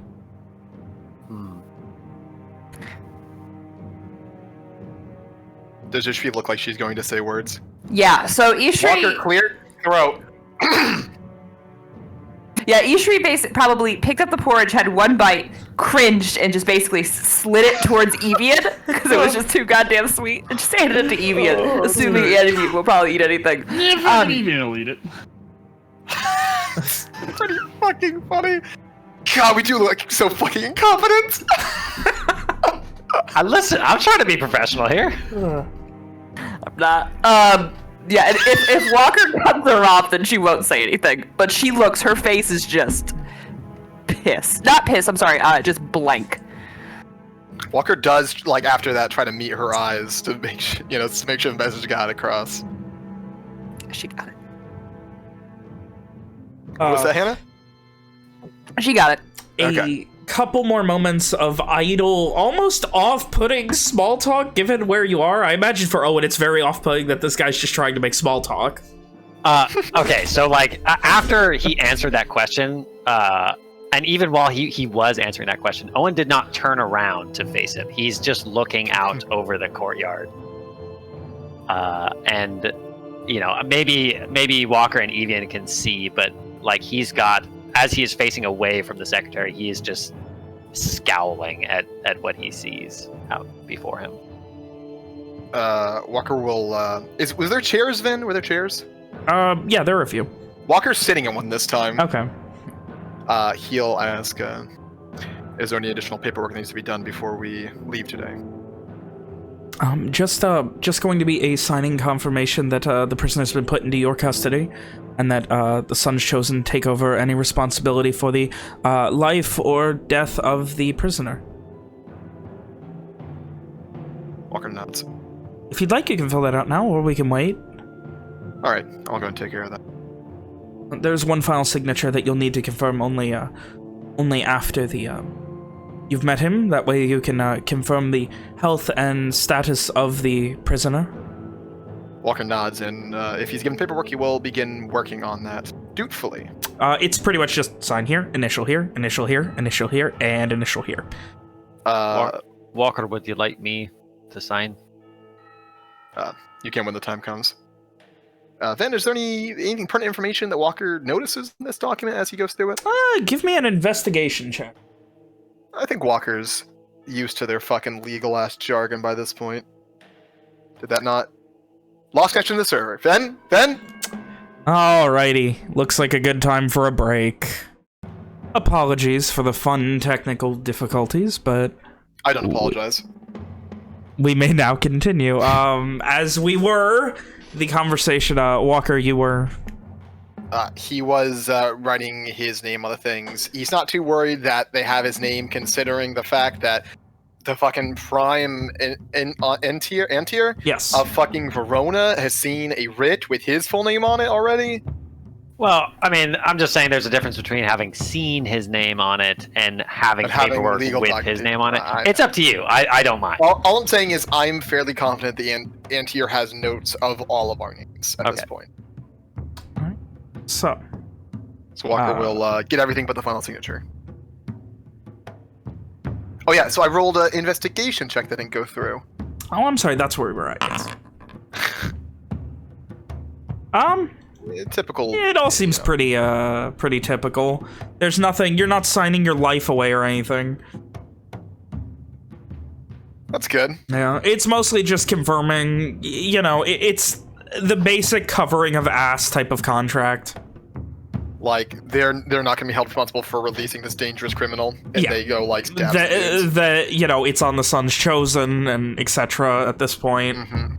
Yeah. Not literally naming them, but the person signing this is accepting all responsibility of anything that happens to this dangerous criminal and will be held liable for anything that happens henceforth. So. It really should have been Owen's name on that, but you know what. Oh yeah. Well, I mean, you're going to get the final signature. Walker's getting all the nitty gritty done. Another moment goes by, and then you hear like some hollering and like jeering coming from the courtyard. Oh, and you see a man in a executioner style like hood covering his face being escorted through the courtyard. How does he look? Walking. Like I can't see his face, right? Yeah. But like, walking. are his arms attached? Yes, they seem to be attached. Okay, that's. Is he buff? I don't like that you had to think about that. Is it a buff boy? Does his build look like I remember? Not really. Like, not exactly walking with pride right now. But like, okay, that's So we don't see the loyalty on his bagged face. And like the clothes aren't exactly nice. It's like ratty prisoner's clothes that are, while not tattered, it's just like this oversized just shirt and pants that are probably slightly too big, and shitty sandals, like clogs essentially. Walker makes a mental note for himself that we definitely need to get at least another set of equipment for this guy. If only you didn't just give a set away. Well, we need 2 additional sets because of fucking Owen. I dug it. It was- So, a moment later, like, the gentleman at the desk, like, oh, well, he must be coming then. That's good. That's really good, yeah. Okay, just nods at himself. And then a moment later, he comes up, shackled very tightly. Like, arms are shackled across, like, the waist, and then chains going around the waist, holding the arms down against the waist. How sorry? many guardsmen are escorting him? Just the one? One, yeah. Walker will put his hand out. The key? Guardsman comes and takes off a ring of keys and like flips through them and like looks at you like, do you want me to undo it, or type of look? Walker looked to Owen. Give him the final say on. Owen holds out his hand for the key. It is a key ring with like 25 other keys on it, so Don't care. Give me it. he hands it to you. Owen begins carefully, so as not to, like, if he's got the like shackle chafing, Owen is carefully unshackling this person, and once he is freed, he will gently remove the hood. Once all the shackles are off, you see the gentleman behind the desk looking not nervous, but a little off-put. Probably something he's never dealt with, an unshackled prisoner just in his vicinity.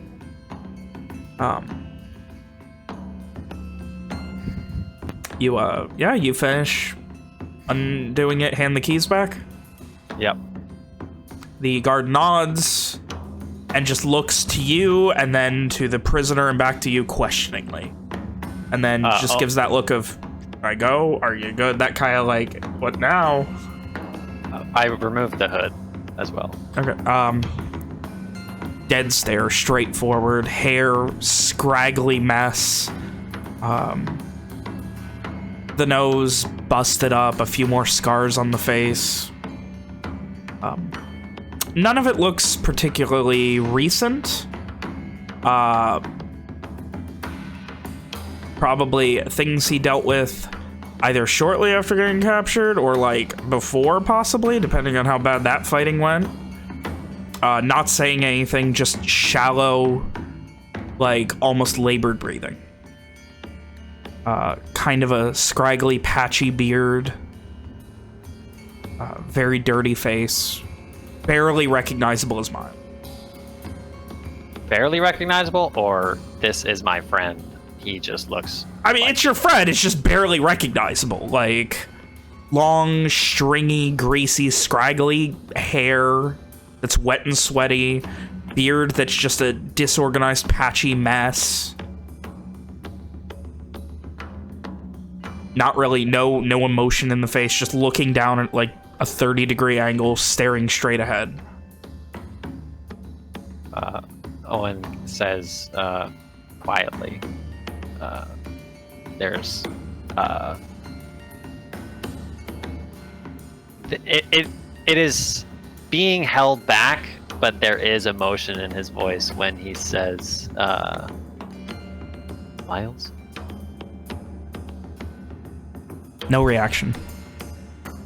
Is the guardsman still there, Vin? Standing a few feet back. He's going to ask if he can go, right? Yeah. Take your leave.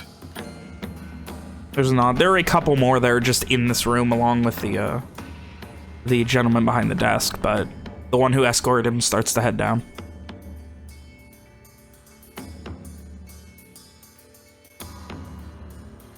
Give me the paper, Walker. Walker grabs it from the desk and brings it over. The pen as well. Owen takes his eyes from Miles just long enough to sign, drops it on the secretary's chest. Desk. Yeah. And then puts his arm around Miles and heads out the door. Walker will meet the eyes of the... What was this guy? What was this guy's title? He did not introduce himself, but you would presume he's something equivalent to an officer here. We'll be taking our leave now. All right. Follow behind. I was going to break down what you signed, but assuming that you understand that his, you've by signing that confirmed his current health and mental faculties and assumed any dangers, then we are good to go. Wait, what? No, I did read it. We are at an understanding. It's for Evian. Come on. Evian follows like a good boy. Mm-hmm. Doesn't punch a guard on the way out. The muscle flakes as they leave.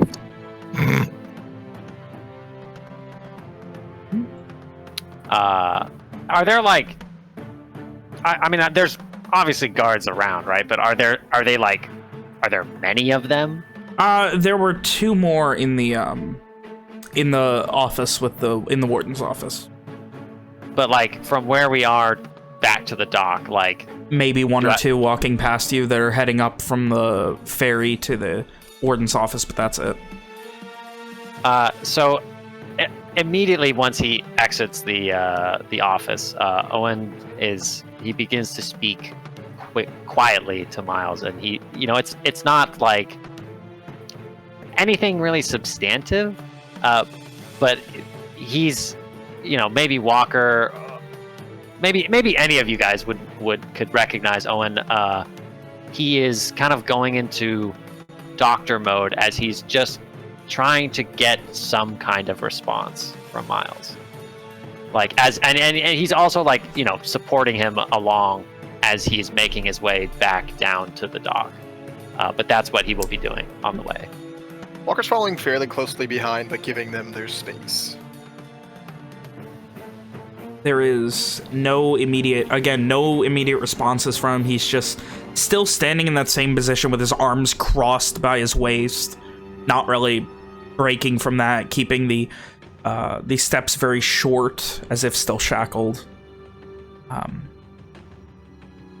Just very, very obedient, very much like you say, like, oh, careful, this step's larger, this is a wider step, so he's slightly more careful, but other than that, no words, just slightly shallow, labored breathing. It's like that type of thing.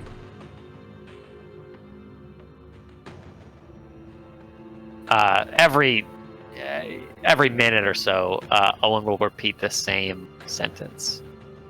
He'll say, "It's all right, lad. I've got you." And he intersperses his kind of nothing conversation with that the whole way back to the ferry.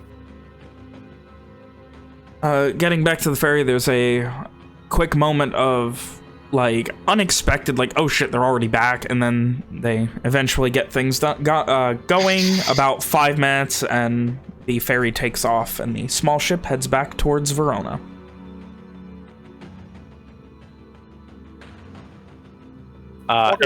If it's cold, Owen will take off his own cloak and put it around Miles. No, not really cold. Okay. Walker is fairly quiet throughout the trip, keeping an eye on the pair and the crew intermittently. I'm assuming Ishu's probably sitting near Evian, and you can hear her as they're kind of leaving, like, murmur under her breath, "Why don't they just fucking kill them? Why don't they just kill them? Like, why are they doing this?" Like, and then she kind of, like, collects herself and goes back to the dead That's eyes. dark, but makes sense. Is that what Evian says? No, that's what Mitchell says.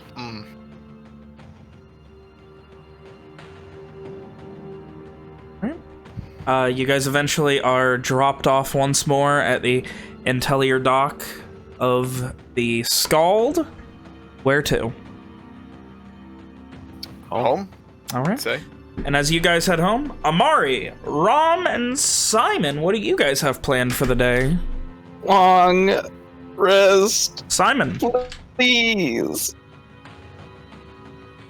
Simon.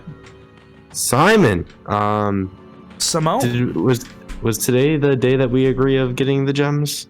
I can do that. I have money. Yeah, I'm a baller. I want to be a little bit taller. You know, I'm gonna. Let's. All right. Let's go Just make sure you keep track of how much money. Remember, the initial amount was 2,912 crosses. 2,012. I'm gonna write that down on a good piece of paper here. I should have written it down before, but it's right there. 2,912.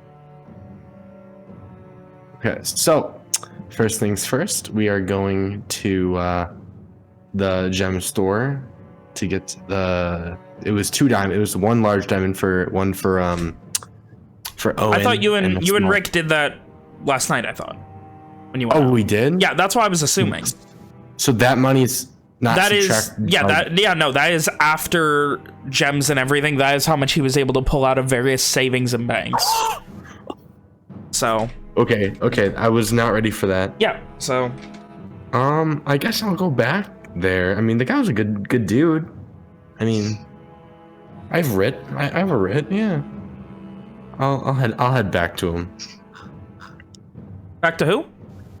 Back to man, I hate your names. Milani?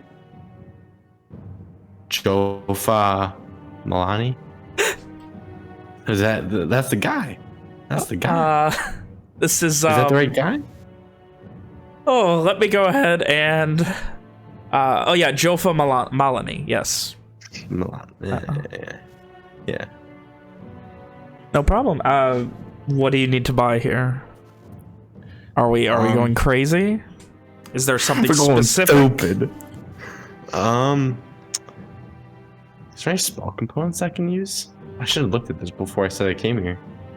If you'd like, we can go see what Amari's long rested. We can see what Rom's doing while you check. I mean, if we go to Rom, she's gonna be fucking for an hour, so.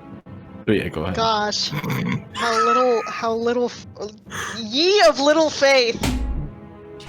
Yeah. go with Rom. I'm gonna look at spell components. I'm sorry. I wasn't thinking this far ahead. All I'm right. so sorry. Rom, you have anything you're doing? Her boyfriend. Well, presumably. Stop giggling, peanut gallery. Boyfriend. Just call him what he is, E-boy. Presumably, she filled in Beale on all the details from the troubles yesterday. Okay.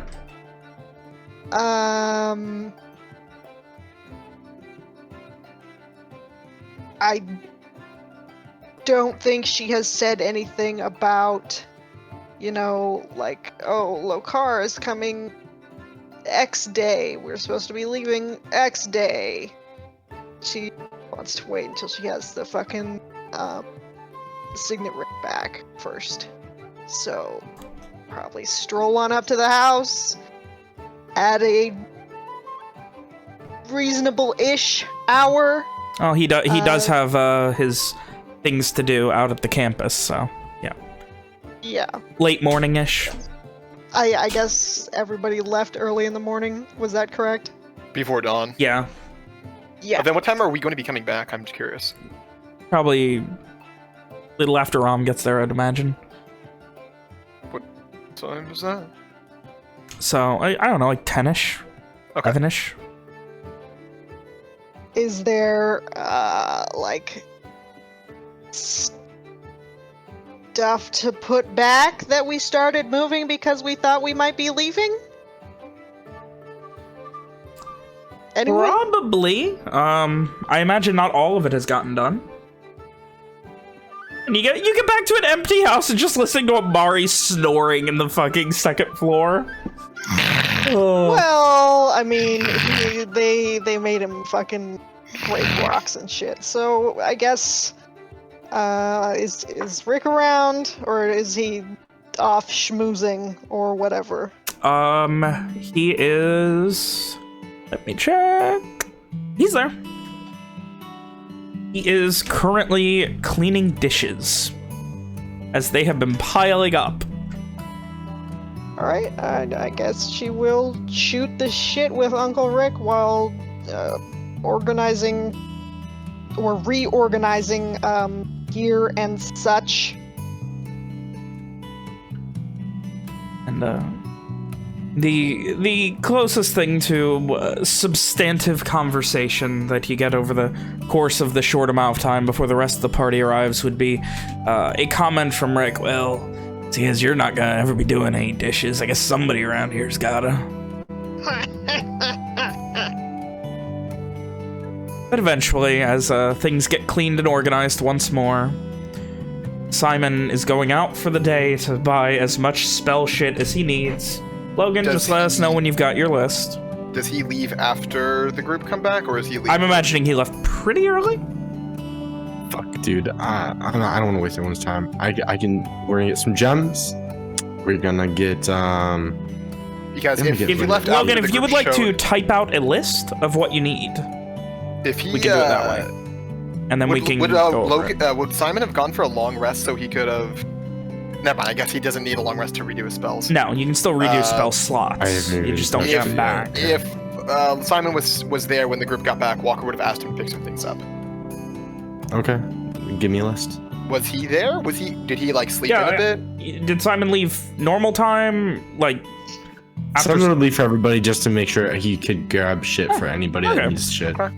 So in that He's case, on. when Rick and Rom were cleaning up, Simon will have been there as well. Everyone, give me a list, guys. If you haven't, if Walker you need would have anything, give me a advised him list. to grab 2 more sets of the basic gear package. One to replace the one Owen used, and one for the young man, Miles. Walker would have also mentioned that Simon should pick up some basic clothing, something more comfortable, and given him some very approximate measurements. For him, for me For or Miles. for you? For Miles. Oh, for Miles. Yeah, because he's wearing like rags still.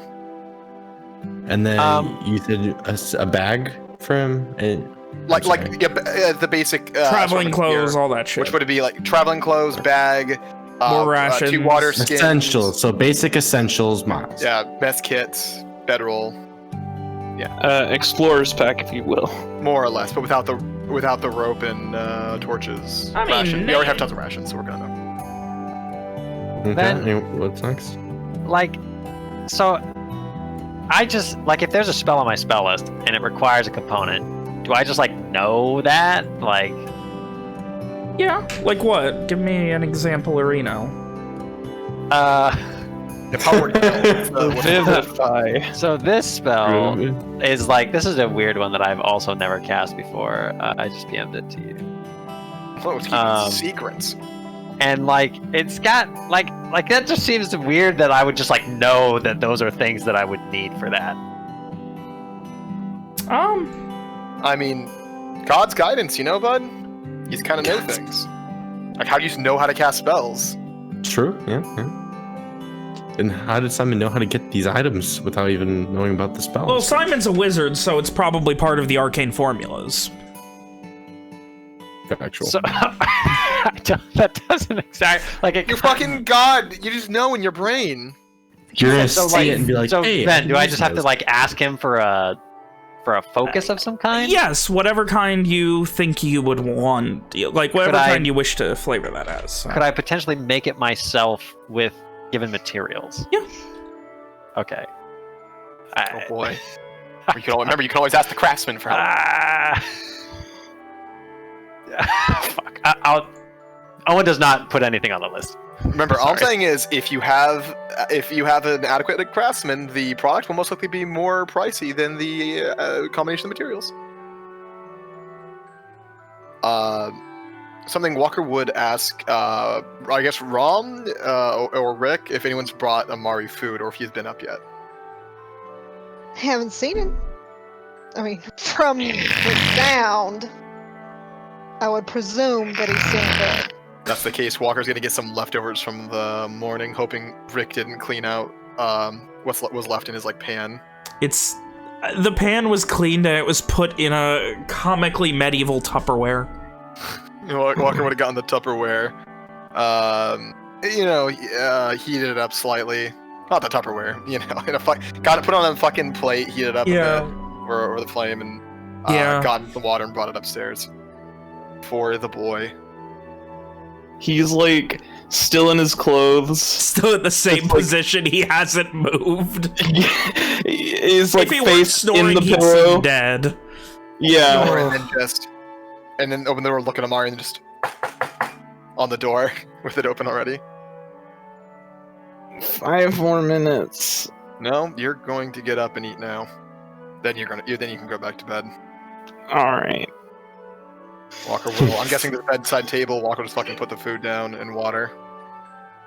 He gives Walker a smile and nods thankfully and begins eating. Walker waits and watches as Amari finishes his first bite or whatever. What the hell do you do? Break rocks. I don't know why. Just hard labor then, huh? Yep. Never doing that again. Once you're feeling better, make sure you ask somebody what happened. Ask someone what happened about what. While you were breaking rocks. Oh, right. For now, just try to rest some more. Walker will then make to leave. Continues munching on breakfast, finishes his glass, and will make his way downstairs. It's a minor soup of you know what. Ugh. It's again not bad. It's just not fancy by any means. It's It's hearty. vitamins and minerals that plants crave. It's hearty and fills your stomach. Coming downstairs and seeing a new face, Amari just kind of cocks a brow for a second and then... So at this point, Nick, what has Owen been doing with Miles since they've been home? So I think like as soon as they get home, and again, he has not stopped like trying to elicit some kind of response from Miles since he was released to us. And when he gets home, Owen doesn't really stop for introductions. He leads Miles upstairs and puts him to bed. Like is like what's Ben? Is there anything going on here? Follows passively and listens. Assuming that Owen is still with Miles after Walker finishes with Amari, Walker would have brought the other plate of food he also prepared into the Owen, Miles, Walker Dream Suite. Okay, hold on. Let me back up a second. We have like a washroom, right? Yeah. Okay. I'm gonna go help the boy clean up first, because he's all you said he was like all dirty and gross. And I think Owen would like put aside, if they fit, he'll put aside some of his own clothes for Miles. Not a problem. He is washed up and still just passively. He does what you say, but stays in that same as if still shackled position. And there's no indication of recognition or anything like that. Not really. Like, he acknowledges what you say, he seems to recognize it, he just doesn't... He doesn't recognize me. Even if he does, he may, but he's not responding to it. Okay. Does Owen know anything about, like, PTSD or anything? Like... Imagine plenty. Give me an intelligence check. Oh, cool. Since this is a medicine check, can I apply my proficiency bonus to it? Or like, I'm sorry, it's not a medicine check. Like related to health. Yeah, I was thinking about that. I was like, how do I I think it checks out. I think give me like a medicine, but an intelligence medicine instead of wisdom. So D20 plus 7 instead of 11. Okay, got it. So that's double proficiency plus intelligence rather than... I'm just gonna do an intelligence check plus 6, if you don't mind. That's fine, yeah. Good. It's something you've seen some cases of in battle, mostly like coming out of Citra or after the Siege of Virat. People who barely survived, weren't able to make it to the castle in time or the castle's grounds, and held out hiding in their own homes for days on end while the Red Band was there. But other than that, you've read about, obviously the exact concept of PTSD doesn't exist, but the idea of it, like people who have just seen, like, it probably describes it as like seeing so much hell they don't know how to comprehend it type of thing. Like, maybe like minor cases are called like the shakes or things like that. Yeah, or as the World War I shell shocked, that sort of thing. But but like obviously you've read about it, and there's no exact science on fixing it, except like the biggest thing is like hopefully people get better over time. Like, doesn't weed help? Hold on. Is that what Owen surmises is happening to Miles, or is there something else? That's what. Give me a medicine. Give me a straight medicine check now to diagnose him. Okay. So like I imagine Owen is doing, like, he's kind of figuring this out while he's talking to Miles and being with him and getting him cleaned up. Yeah. I'm assuming like the end of the diagnosis would be like when he's trying to set the boy to rest in the room. He does, as he lays him down to rest, he does ask for Karad's guidance in this matter. Does he do the thing where he puts the fucking, what's it called? The holy symbol, like takes it off his wrist and puts it on Miles' body? No, because the guidance is for himself. All right. You've done it before when you've operated on people. Yeah, but this is him trying to figure out something Sure. for them. Go ahead, yeah. Jesus. Jesus Christ.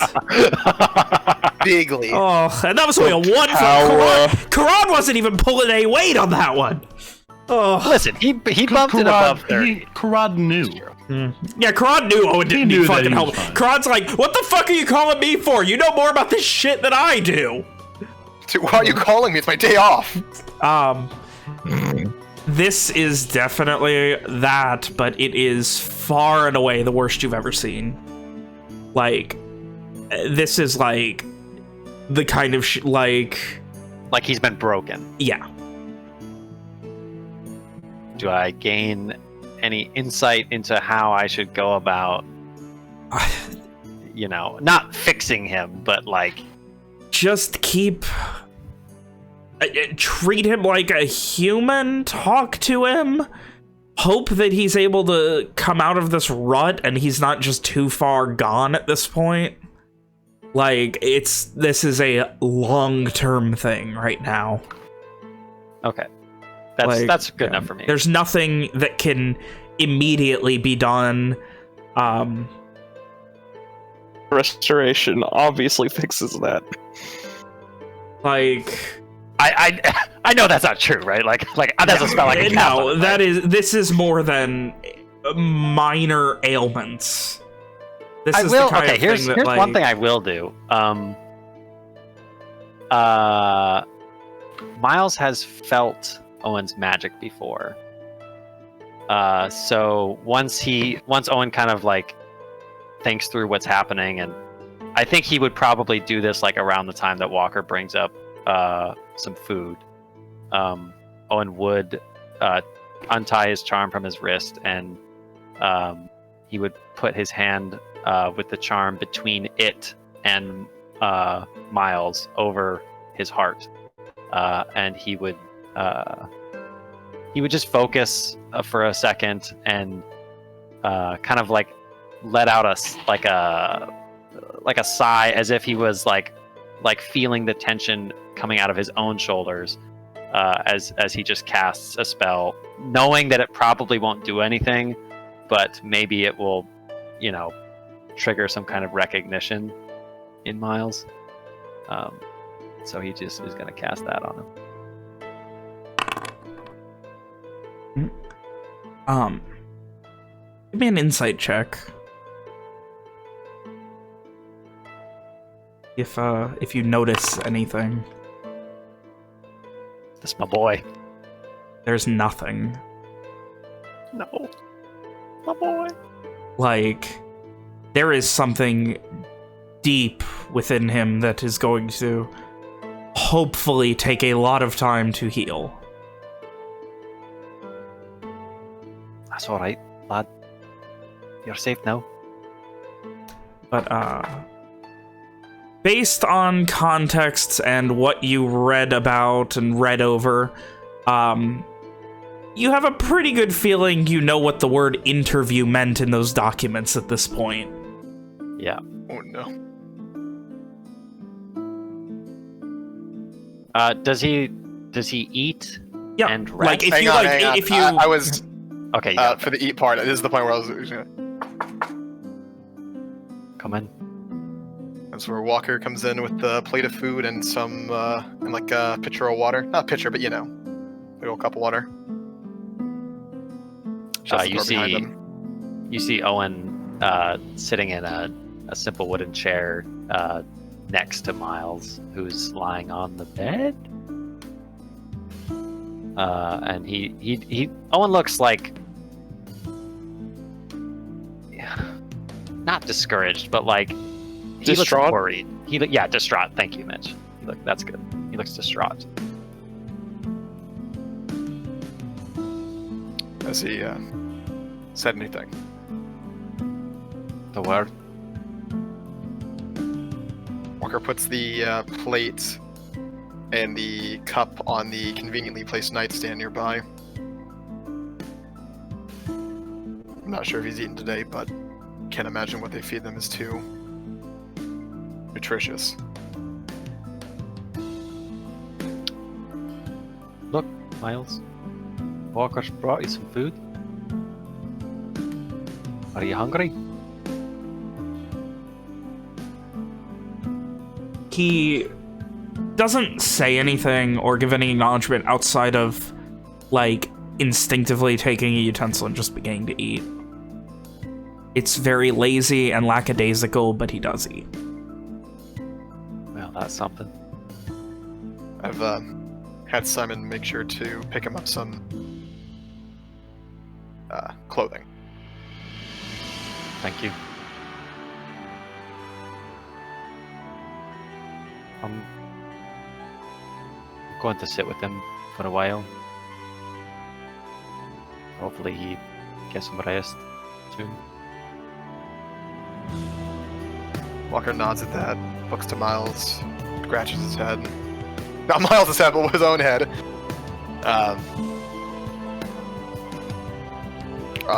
I don't think Owen's paying attention, but Walker is unsure in this moment. He's never seen anything like this before. Is this something one can recover from? I don't know. If he can, it'll take time. It'll be slow.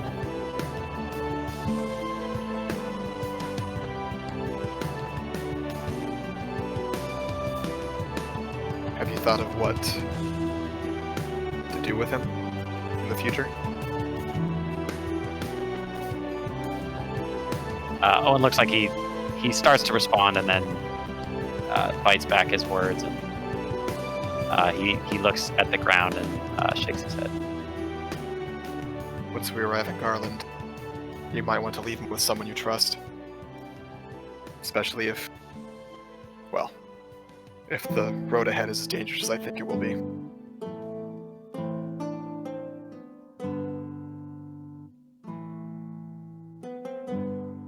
Can we... I'll be right back, Miles. And Owen quietly gets up and motions with his head towards Walker to the hallway. Walker will follow. Owen shuts the door and he kind of like sighs and leans against the wall. He doesn't slump, he leans against the wall. Maybe it was because I dared not hope that we would get this far, but now that we're here,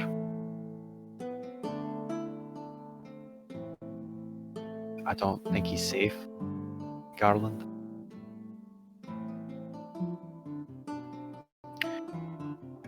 Walker crosses his arms as he considers the idea. Well, we know things are only going to be safe here for so much longer. I don't want to take him back home and only to have him treated like an outcast.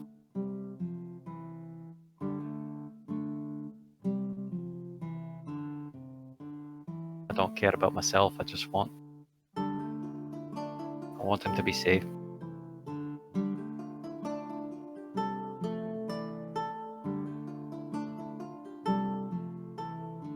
I'm afraid this is one time I don't have a good answer.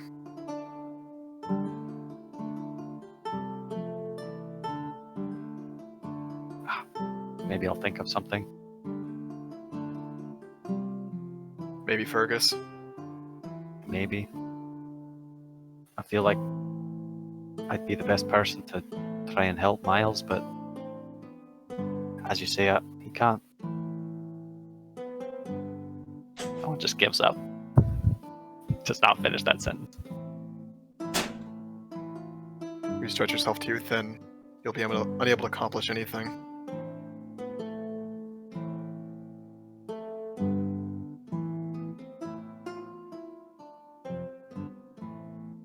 I imagine you'll want to spend the day with him.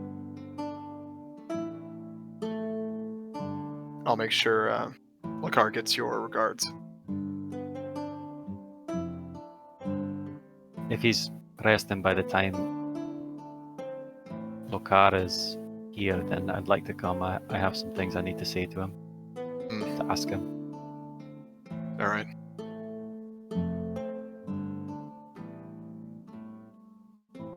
Probably a couple moments longer of silence than is comfortable. Kind of gets maybe a little awkward, and Walker will just say, "Well, if you need anything, just let me know."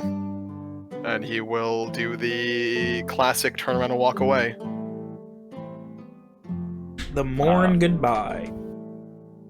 Owen will return to the room and sit with Miles for the foreseeable future.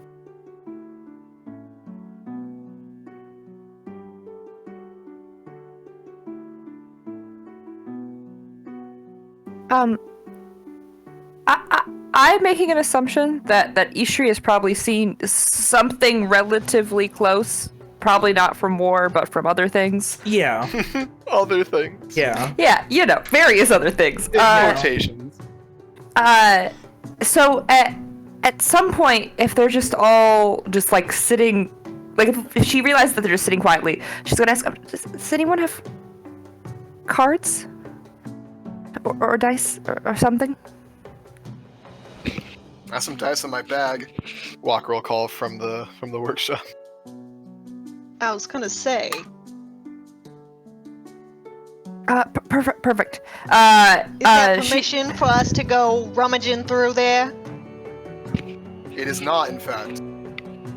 There's the slight sound of Walker rummaging as he comes to the room holding a pair of bone dice, I believe.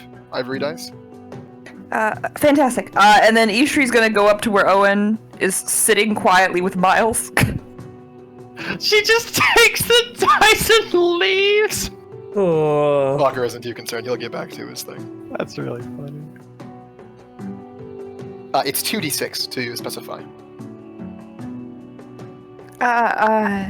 And she'll like gently knock on the door and then like peer in, assuming they're just sitting there.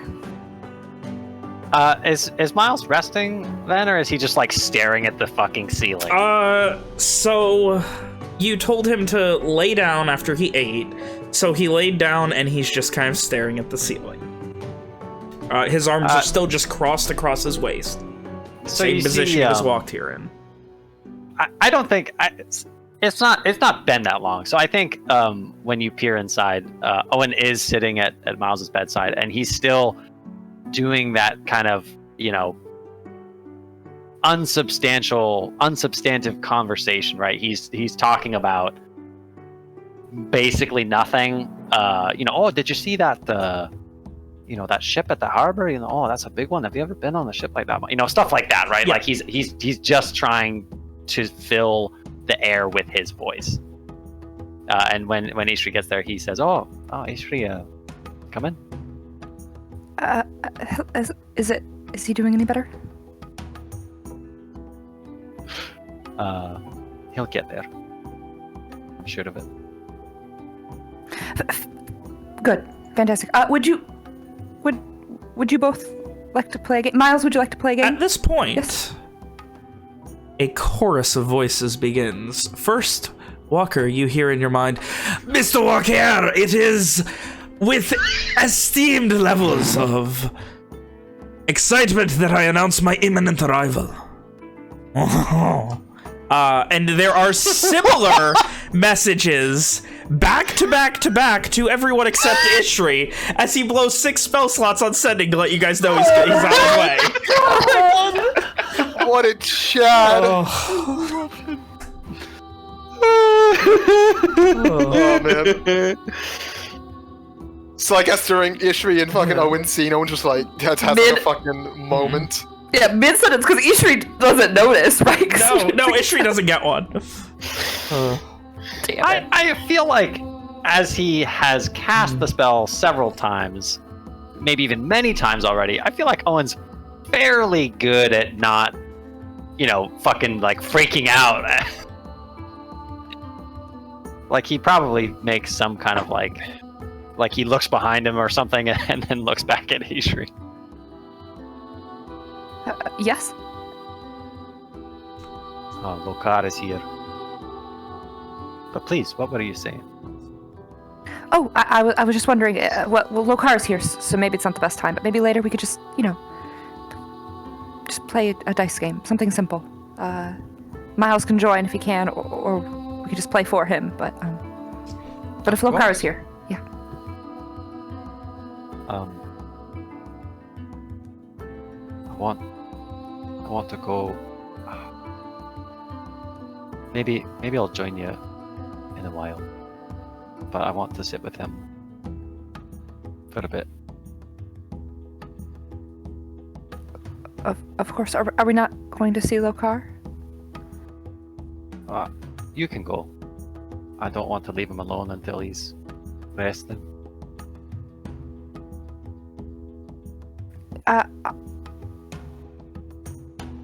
I can always stay with him if you'd like. You seem to have pressing matters with him, and Lokar had made it clear to me that he wished to speak to me for longer than a brief time the next time we talked. So, at the summit. So I can stay with Miles if you would like to go. Didn't you have quite a pressing question for him yourself? Ishri almost smiles a little guiltily at that. Yes, I suppose I did. You go on ahead, Ishri. I'll catch up.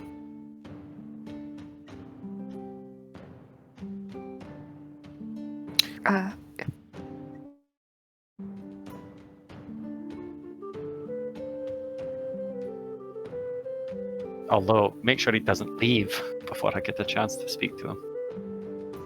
Of course.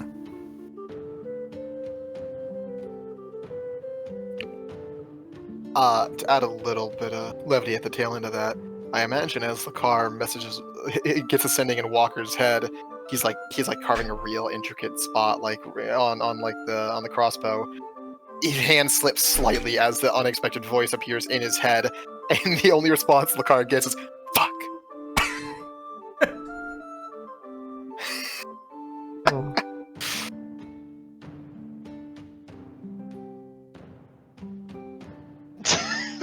Does anyone else respond? Yeah, to is anyone else Lokar? responding to him? Or no?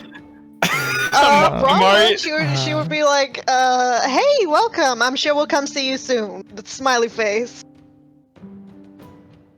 Does Rom say smiley face? Rom seems like No, someone she- who she would respond fucking- she fucking- exclusively Winky in face. emojis. She Winky fucking- face. It's a text. It's a text. Winky face, peach, eggplant. And this is far before. No. This is before emojis. It's all emoticons still. Oh god. But she has them all memorized. Winky face B equals greater than tilde.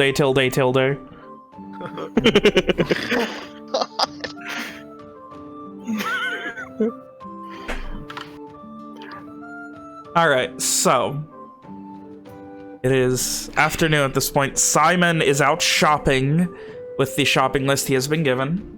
Amari's response is more or less just, don't! Like, okay, hi, Lokar.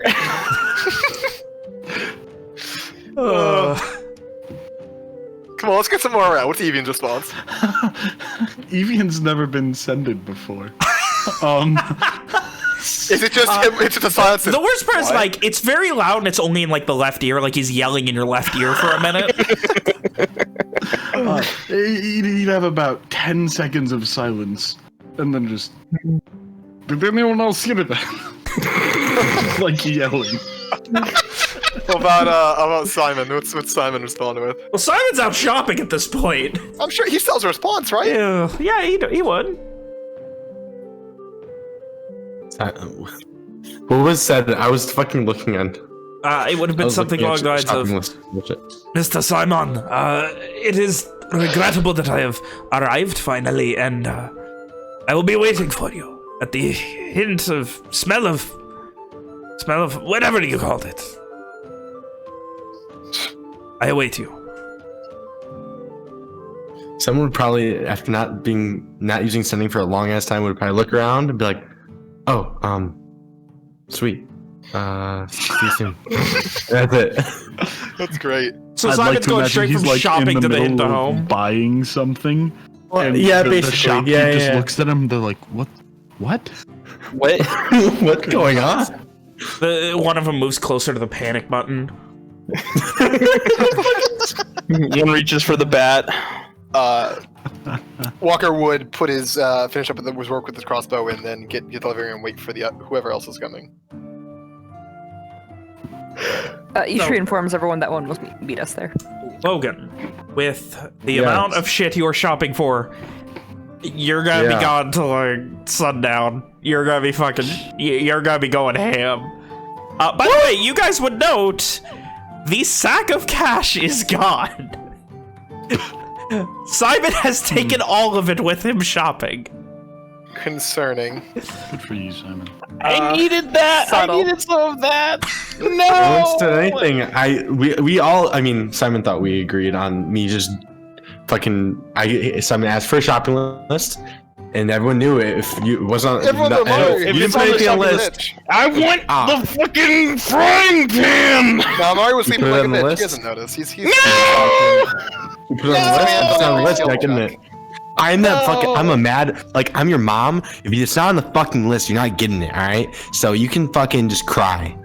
No. really wanted his Cocoa Puffs. I really wanted to get that for Evie and. Well, unfortunately, while you guys have been discussing this, Simon's been doing his shopping off screen. So that's And Ron let me Walker. tell ya, So that's Ron Walker, Evian, Amari, and Ishri meeting up at the front door to go. Yes, Mhm. sir. Walker's more or less bringing some money and his crossbow, and that's it. Is Rick here? Rick has been here, though probably now voicing his concerns at the fact that Simon left with an entire fat stack of cash. I hope he doesn't get robbed. Honestly, I have a rip, bro. I can kill anybody. I kind of.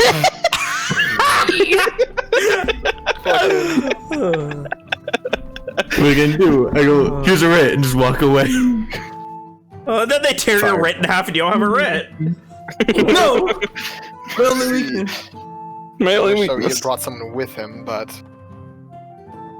it is what it is. Did anyone ask for that frying pan for me? What? Please? Anyone? Rick, frying pan? Rick motions at the clean dishes, which includes a frying pan. We have utensils. We have cooking pots. I think I No. cleaned like 4 of them today. No, I mean the magical frying pan. That's enough out of you. Let's get going. No! Rick, you coming to drink, or you staying here? I mean, Owen's sticking around for a while, right? Seems like it. I figure I should make sure he's gonna be all right with his friend how he is. So. Can you make sure he does eventually join us? I mean, I'm not gonna make him do something he doesn't want to. Well, it's your choice what you do. Walker will then open the door and start heading to the funny scenty place. All right. Mari's weeping that he can't get his fucking funny frying pan. You and your funny utensils. Too bad they didn't take that damn cup. I wish they'd fucking yoinked the cup. Oh, or at least disenchanted it first. No. Yeah. No. It's like my when funny a gun cup. gets confiscated and it gets decommissioned. Oh, they just take My out the funny firing cup. pin. My funny cup. My precious. Oh. Okay, we begin walking there then. All right. You guys make your way to the Hint of Home once more. A place you haven't been in a couple of days, and what feels like a couple of weeks for some reason.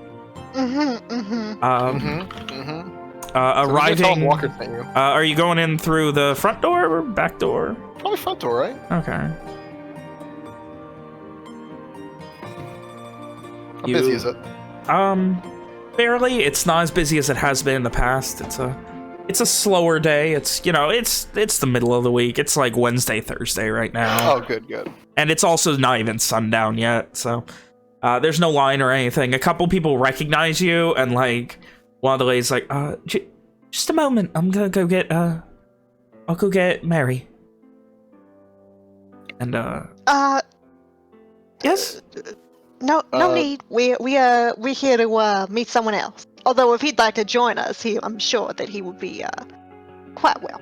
I'm sure he'll enjoy the company. All right, I'll let him know. Please sit wherever. We'll go get you a pitcher to start. And she gives like a little half smile. Pitcher of whiskey. Let's And she go like with, does like little points. Like, let's go with beer for now. of course.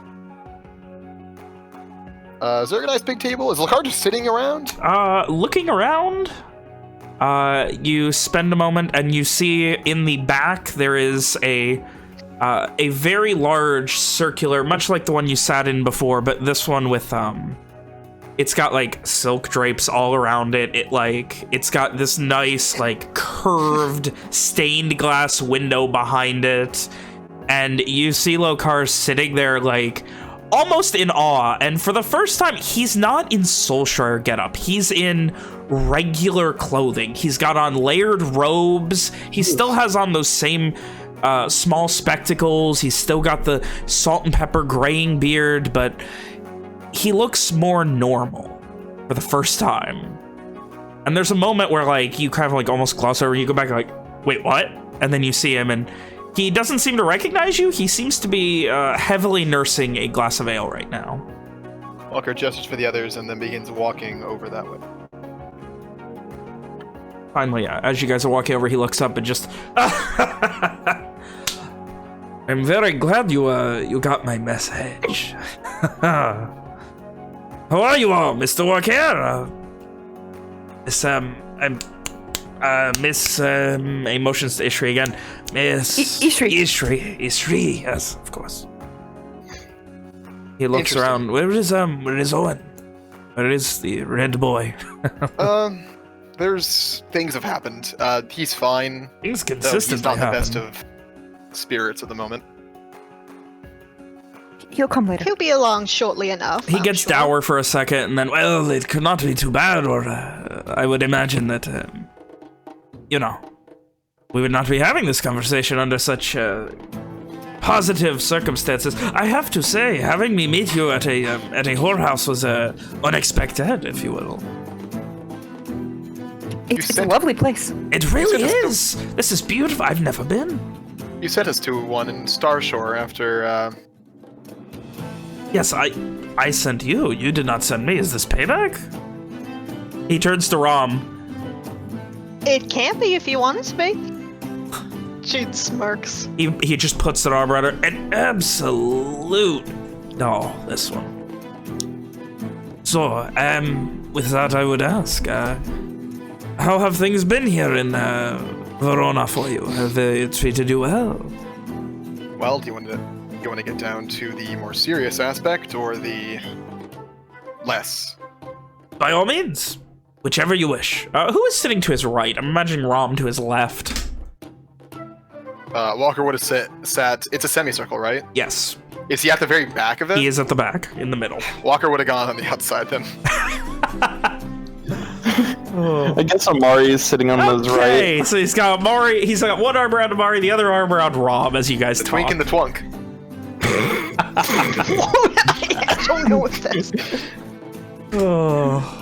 You're fucking 6'4", of course you're twunk. She's 6 giraffe. You're right. I mean, that's true. So, he just holds his arms up for a second.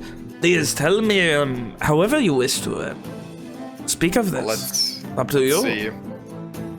We've tangled with the Night Mist. We've An eyebrow raise. been gathering supplies. We've countered a plot by the Red Band. We almost died yesterday. He just has this big blink for a second, and he takes his glasses off and puts them into his cloak. Oh shit! I wish I had something equivalently interesting to say, but What do you do with your time, Lakar? I am. He kind of like scratches the back of his head awkwardly. Let us not worry about me. Let's talk about you. Walker looks around, makes sure there's no like waitress immediately coming their way, leans in a bit, almost conspiratorially. we did get some more information that's pertinent to you. You mean? Seems the Red Band were now holding Farrat have with them not He one, straight up two. just spit takes. They're holding Varad and They don't have one, but two two. bindings. But okay, so yes, I heard that they were in. They have taken control of Varad and two of them. That's what we've heard, and that's why there's so many soul. Why can we not sons. have one meeting where I do not immediately have to report to my superiors and have it cut short? You might want to wait on that because there's more to say. What? Also, are you telling I the know truth Owen, right now? That there could possibly... Alright, I apologize. I apologize. I know Owen also has some things he wishes to speak to you about. Anyway, seems the Red Band aren't currently listening to the Crown, and that the Red Band doesn't know what the bindings do, and that they're trying to get that information from the Crown, but the Crown is refusing to give it to them. At this point, he like stops you. What does that mean?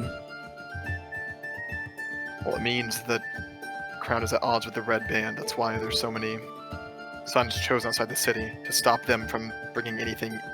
All right, wait. But you said the Red Band do not know what they do. But please say that again. Supposedly they don't know what the binding do. But Okay. supposedly the Crown has a way of finding it. What? That's what we were told. And the source is Is it a trustworthy. trustworthy source? Well, if it weren't for that source, we would all be incarcerated, waiting In for a executions. Deal of trouble more than we are in now. Yeah. Are you in any trouble now? You are sitting here in a brothel with me. Well, we're doing honestly better than we've done in quite some time. That is very good. So, True enough. where do we go from? Yeah. Well, hopefully into my next drink. Walker kind of looks around for the waitress. You can see that like another group came in and they're on the other side, but they came in and like they got immediately helped. It looked like they were throwing some serious coin around. And then a moment later, as you're kind of like you turn back and then you see Mary wearing this time what amounts to cut off short shorts, showing off his surprisingly toned legs, and a shirt that, like, the other one was like cut off to show off like his chest and his abs. This one is more like a corset with sleeves showing off his pecs and a very nice ruby necklace he's wearing.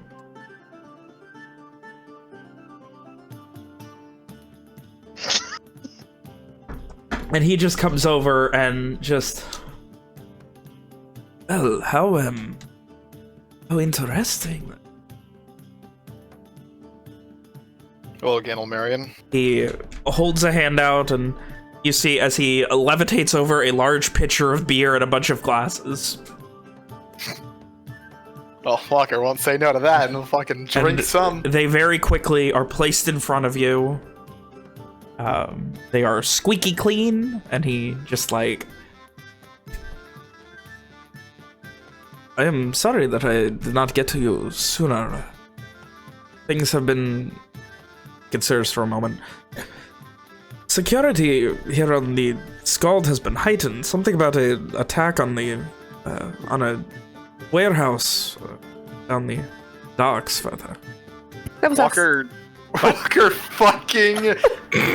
What? What's the... He grimaces even before Ishri fucking speaks. Rum like does a big ugh. Well now, I suppose I'm going to need to be hearing this story. And at this point, he sits next to Walker and puts an arm over Walker. Walker does not looks pretty nonplussed that he's being fucking touched. What? You don't like your leather daddy? He's not drunk enough to like the leather daddy, Alex.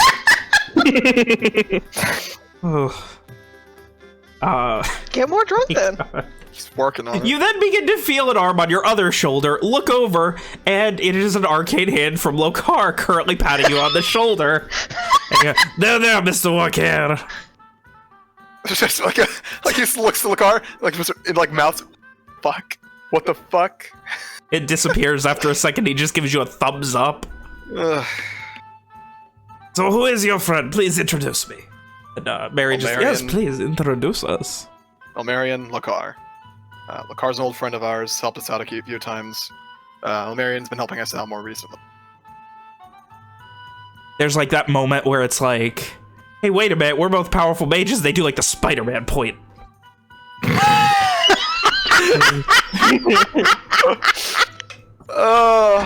And they just have that moment where they're looking at each other, and then what you notice, in particular, Amari, is they're in the process of messaging each other privately.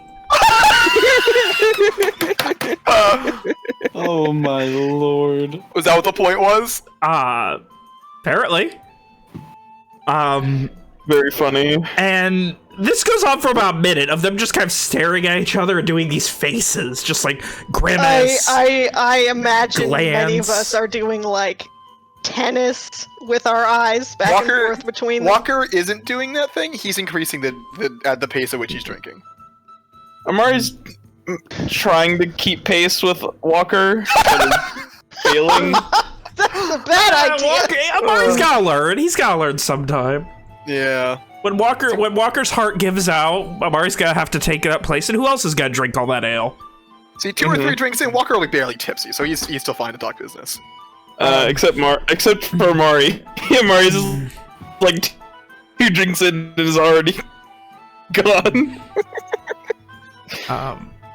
There's a moment where Mary motions this time towards the bar, and a moment later you see one of the alehouse maids come over with a very nice bottle of wine, and immediately pour it and just like start pouring glasses of wine for everybody.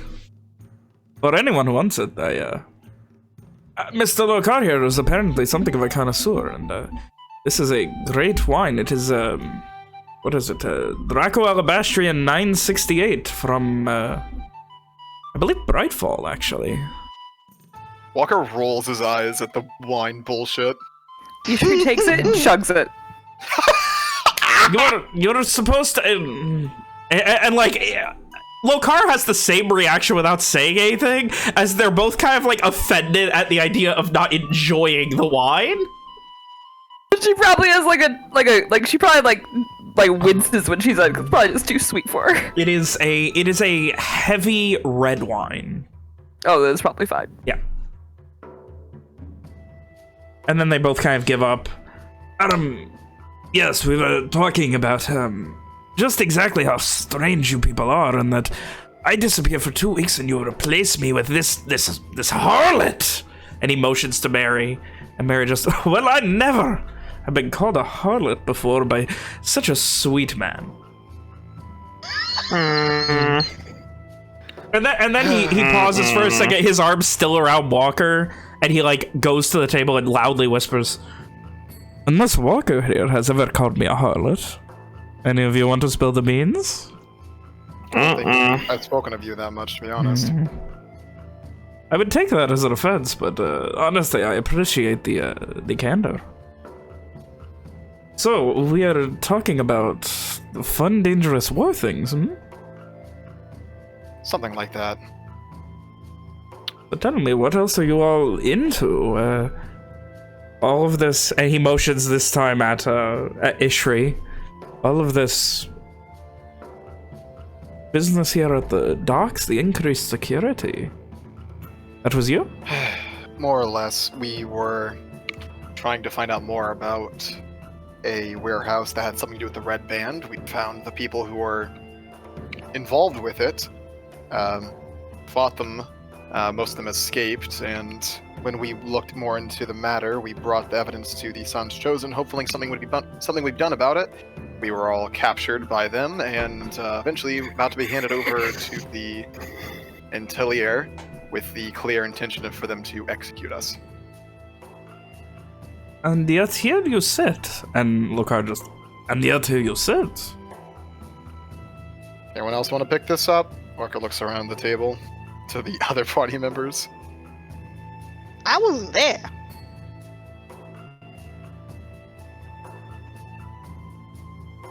Is Rom not there? Rom wasn't there when you guys went to that, remember? Went to what? guess? The warehouse. Rom wasn't there either time. I was Oh, talking right. about- I thought I meant to continue when it comes to the fucking, being captured and executed. Like, tell the story how we were rescued and what happened afterwards. Oh, in that case, Rom regales the two of them, and I guess everyone else, with the tale of their Rescue. going to the Sons Chosen and rescue and so forth. So, you are telling me that you have, And their new sugar daddy. Imagine telling your sugar daddies about your new sugar daddy. And now you have Lokar's three already sugar jealous that you daddies. replaced him with another mage that's helping you. Pretty funny. And then you tell him about a non-mage that's helping you. I feel like I'm not even needed at this point. I wouldn't say that. I know, I'm the most needed person in all of Lenore, honestly. It's just you don't know that until you know me. And he gives a little, like, tap a guy's head, like a smile. You have to know me to know that you need me. So, these threats, could I see one? That the Sons Chosen has given you? Walker's been keeping his in his jacket pocket for easy access. He'll take it out, unfold it, and show Lokar. He begins reading it up and down. This is real, you're not even bullshitting me. I don't often. And Mary just kind of like raises an eyebrow. What else are you people into that this is so apparently commonplace that now... Why did they give you all these? Why did they save you exactly, this captain? Well, seems to be on Owen.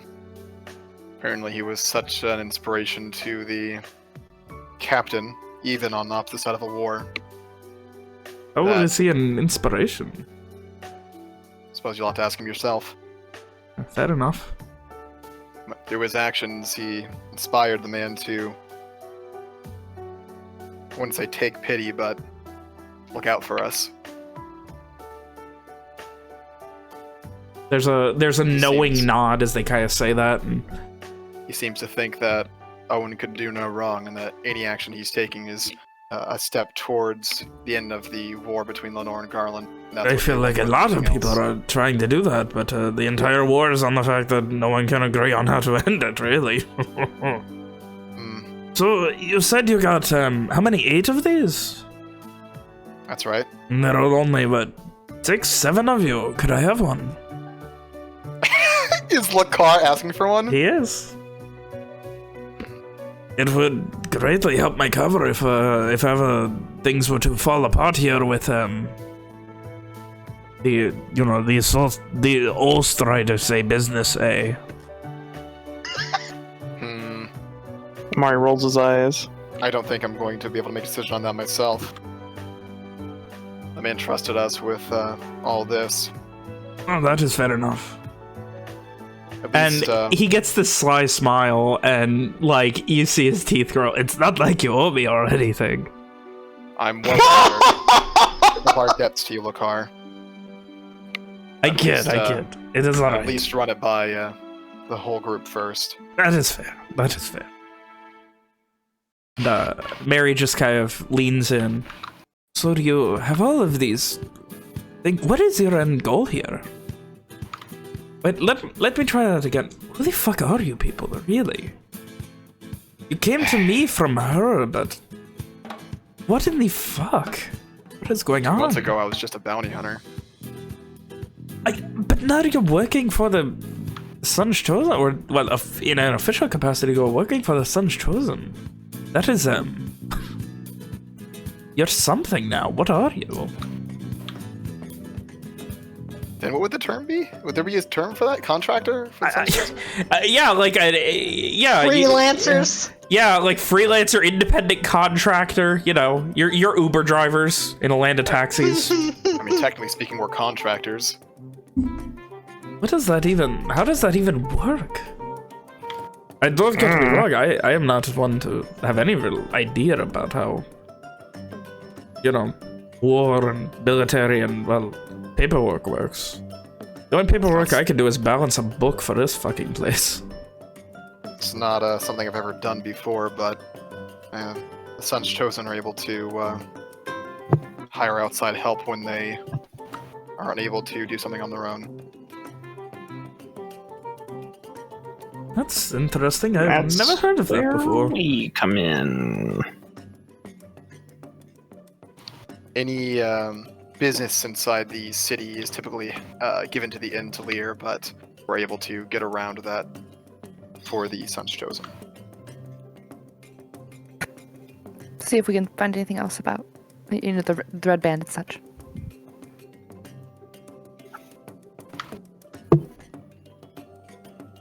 Well, that is, That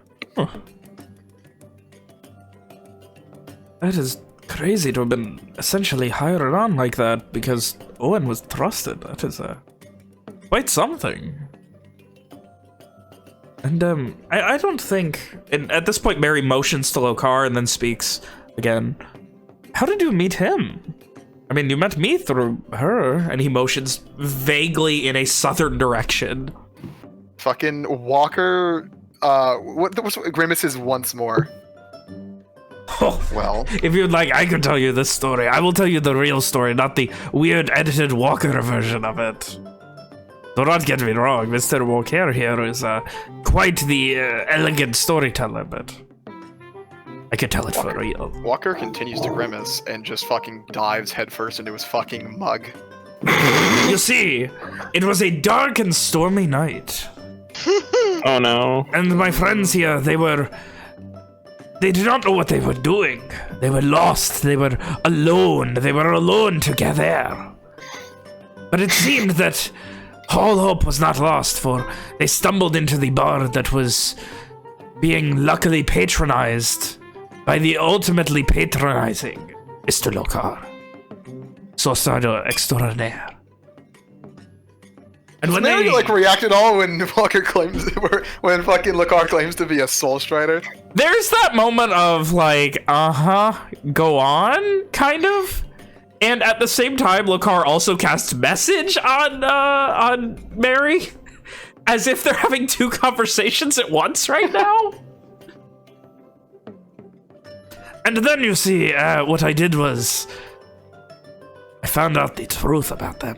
And I found out they could be useful, that they could help me with my ultimate goals, and my people's ultimate goals, which I am not allowed to reveal to just anyone. You are not just anyone, are you, Mary? And Mary just kind of like leans back with a little smirk. I am the most plain person in this entire damn table, I think. And he looks to the rest of the party for confirmation. He's been pretty trustworthy so far, I'd say. Yeah. I agree. Right, so, when I saw that they were useful, I found out that there is only one way to handle people who are useful that you do not know whether or not you can trust. And he leans in, so I blackmailed the ever-living shit out of them. And apparently it was not for the best thing, because they did not, from what they have told me, it was not the best of terms that they agreed to help me on. And he, like, looks to you guys for confirmation. Imagine. But in the end, here we all are, friends.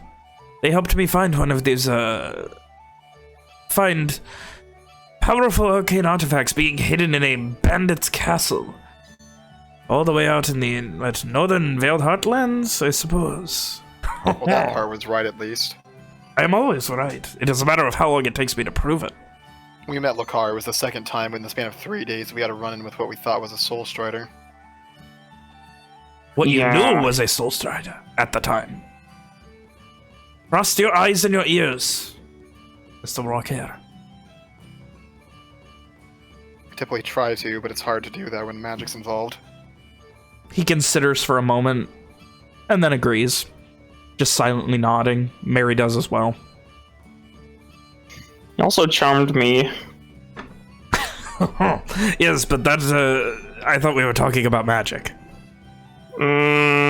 Still talking about magic. I don't think I need magic to charm you, Mr. I need another Amari. drink before the conversation continues. 3 just isn't enough. And this Let's goes see. on for the better part of half an hour, getting into the details of how you guys met Lokar, how you guys met Mary, as they begin to discuss. And hour goes by here, hour goes, drinking, relaxing, going over the basics, enjoying a momentary lapse in clusterfuck, until eventually, Simon, you were heading straight there, correct? Yes, I cashed out correctly. Just correct with that? Yeah? Oh, Okay. all right. So So the Simon packets are has a full of ton of gems. shit with him. Better have that. Then how many drinks? Oh, you guys are... It's been a couple hours, and the boss has been at the table. You haven't been paying for drinks. I think Walker's a skilled enough drunk to keep just in the right spot of, like, drunk enough to have a good time, but not drunk enough he's gonna be fucking falling asleep on the table. Especially when it's gonna be, like, a long-term thing. Mari's not. Ishri isn't either, but Ishri also knows she could just heal herself once it gets back to serious shit, so... That's great. At one point, like... Lokar, you could see Lokar and Mary are kind of doing this, the message thing again. And then, like, Mary, are you sure? I feel like he's going to be pissed. And Lokar goes, blame it on me if you want to. Mr. Walker could use a little bit of a prank right now. And, Mary just kind of, like, puts the arm around you again and, like, just squeezes your shoulder for a second and casts Lesser Restoration on you. Hang on, can I get a word in before you start doing shit? Yeah? Walker will say, don't,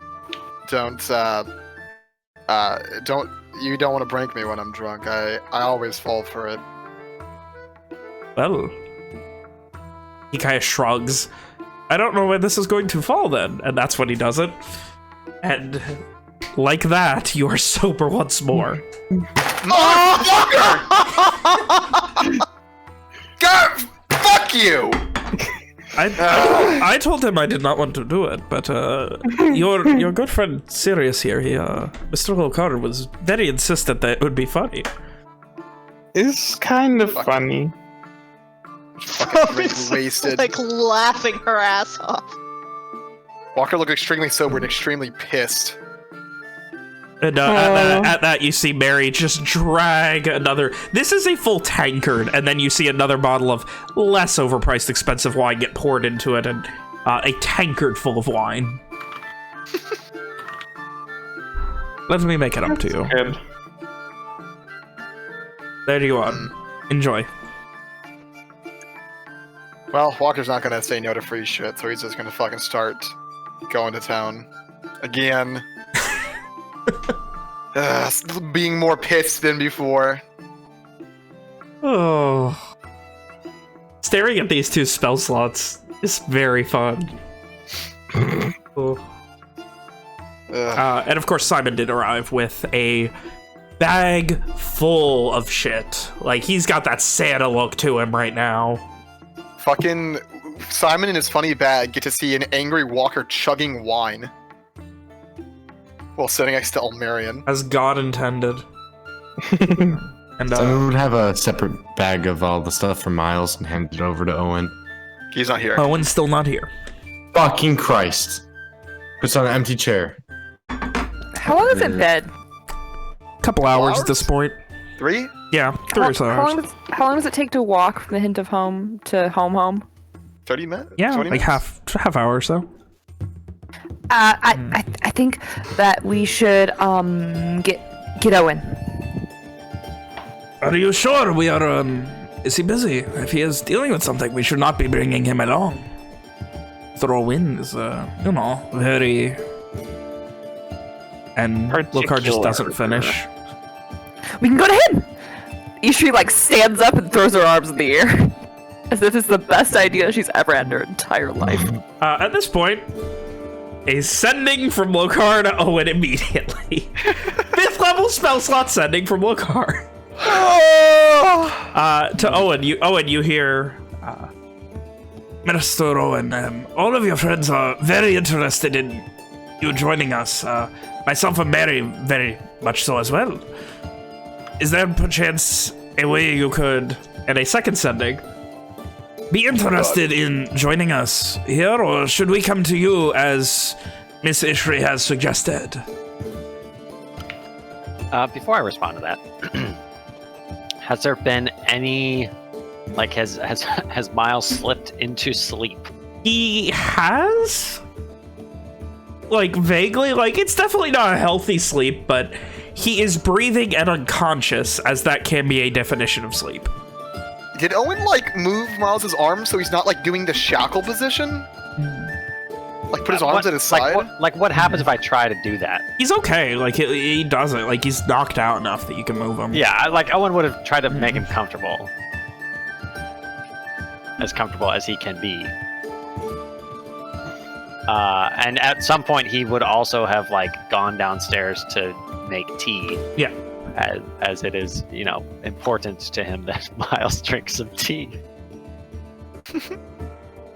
You ain't never had nothing like this Lenorian mint tea, kid. You gotta try it. Oh. What's Rick doing when I get downstairs? Rick is... He's quietly, like, sharpening blades and things, like, getting ready, and he just kind of looks up at you and just... How's that kid doing?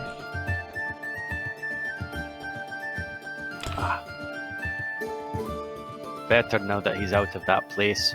Yeah. I imagine it's gonna be, you know, look on your face. I imagine he's gonna be like that quite a while, huh? Something good. I've seen people messed up, but that's some shit, man. I don't know if we'll ever know for sure what happened to him in there. He shakes his head. I wouldn't wish Varhelens on... Hey, guy, like, scratches his chin where he has a scar. I thought Ishri was about to explode when we got there. Yeah, we're lucky they didn't ask no questions. Y'all have gotten, too much happening there. Who knows what will have happened? Aye. I mean, them Rits will protect you, but piss in the wrong porridge and, well... Eventually someone will have it out for you, Rit or no Rit. Would you like some tea? I've been drinking a lot of that stuff. I feel like I'm getting addicted. Owen smiles at that in spite of himself. I mean, A motions back at the clean dishes with the one, like, I imagine pot or whatever that you've been making tea in. I've been the only one keeping up on the dishes. I mean, how fucked is it that Simon and can Mari do it too? I can't really keep up. They can just, like, at this point he like waves his fingers with like voodoo, like, ooh, look. They can just do that and clean things. And those assholes can't spend, what, 30 seconds cleaning the damn dishes so I don't have to do it? Did you ask him? Oh, I felt rude. You know, like abuse of power or something. Seems like something kind that they'd want to do. Oh, maybe they forgot. How do you... I don't know. I mean, do you ever forget that you can... No, I don't. I mean, you can when you're thinking about something, you know, you can pray over some damn dice and roll them and see how you feel about the day. You ever forget about that when you're worried? I know I'm summarizing. I know I'm summarizing. I'm trying to make it, you know, I'm trying to do the comparison. I realize there's a lot more to it than that. I'm just saying, in the end, if you're worried about something and you're, you know, I don't know, should I do it? Should I not? You can throw some dice, you can pray, and you can get an answer. But you don't forget. How do they forget that they can just do things? Amari is young. He is not. No, don't get me wrong. That kid, I almost said he has a good head on his shoulders. He's got potential to have a good head on his shoulders. Just needs to be shown the way. Yeah. Yeah, and he kind of considers for a moment. I also feel like he follows Rom around like a lost puppy a little bit too much. I think that's how they met. I'm not sure. Really? I mean, don't get me wrong. In a crowd, she's probably the easiest person to follow, but still. On shrugs. Yeah. Rick shrugs too. Yeah. There's a... Either way. What's Simon's excuse? Oh, it's just shrugs. I mean, maybe he's just too far in them damn books. I'm sure he wouldn't mind doing it if you asked him to. Yeah, He told I don't know. me, He wouldn't mind anything if you ask him to, but it's that initiative that he's lacking. And Oh, he told me a while ago that he could clean my bandages, and he's done a good job of that ever since. he gives a thinking nod and then just kind of nod. Like, his nod starts as, like, puzzlement and then ends in agreement. Yeah. I don't know. This feels like I was just gotta really, you know, get out there and emotions like punching. You know, take a swing. And it's about now that you get the sending from Lokar. Owen kind of like... And as you get ready to respond from a cutoff sending, then you get the second one. Sure. Fuck.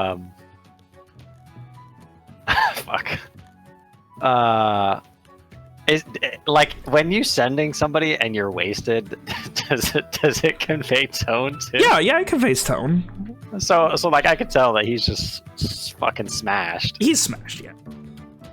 If not completely, then well on his way. Fuck, what do I even say to him? And as you're like saying you're trying to fucking, you like, Rick's like snapping like 3 inches from your face. Oh, and you alright? I'm sorry. I just got a message from. At this point, he just like pantomimes like slapping himself in the face. Of course, yeah, of course. Fuck, I don't know what to say. Yes or no? Responding to Lokar. Did they tell you what we did today?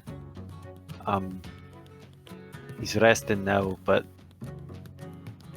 I don't want him to wake alone in the dark. And that's it.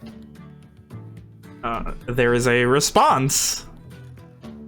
They did not, but I am of the opinion that if you would like the body to come to you, it can. Otherwise, we are all still waiting on you, Mr. Owen. We are still your friends. We want to see you. And like, it conveys a shrug at the end. That's the last one.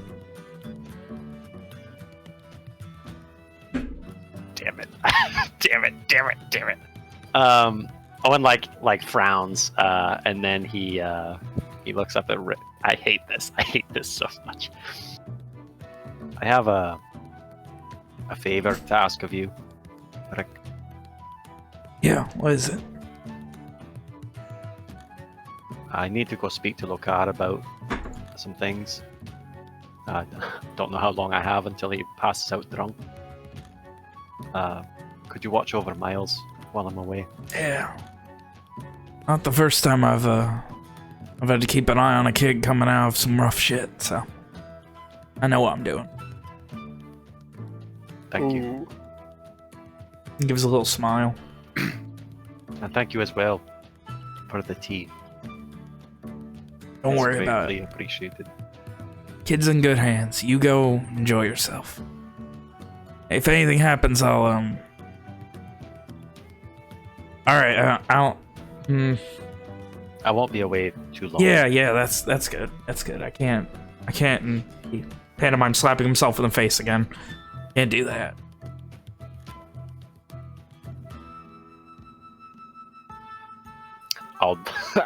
Owen picks up his shit and goes to the hint of home. And as you do, Lokar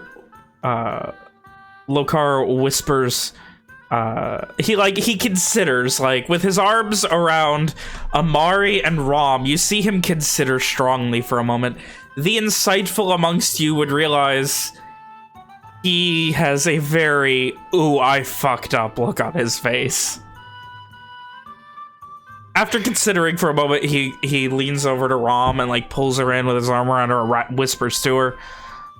So, Rom, I made a mistake. How's that?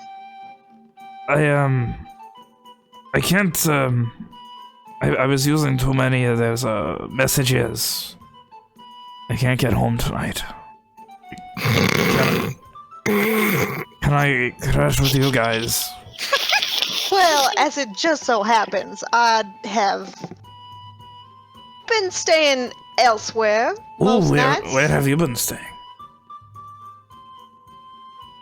She's been sleeping with this boy. Ooh, sleeping with a boy. Yes. Rom, I want you to give me a... What? He used the spell slot, didn't he? Not his first level spell. Oh, fuck! Wisdom saving throw? Please make it a wisdom. this is a wisdom save, yeah. Oh no! Oh no! Think little, Alex. Think very small. Very small. Small And he girl gets time. the smile. Oh, Mr. Beale, your childhood sweetheart you've been seeing. Hmm?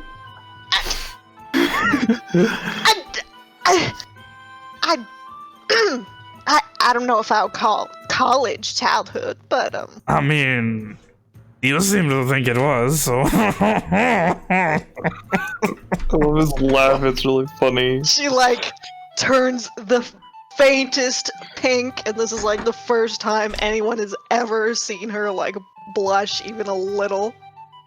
At this point, he, like, pulls Amari in, like... Because he's still leaning on Rom from where he was, like, whispering, and now he pulls Amari, so Amari's, like, half on his lap, so he doesn't have to move while whispering into Amari's ear. And he goes...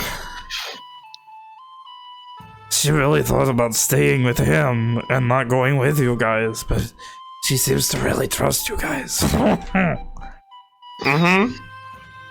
And he gets, like, a little bit closer. Yeah. She still loves him, though. I'm sorry to break it to you. It, like, shoves you away. I don't care that much, it's fine. Well, you can't care now, it does not matter. Well, aren't you just a cat looking like a cat with a canary, Mr. Lokar? What does that even mean, Rom? Are those even words? What are you even saying?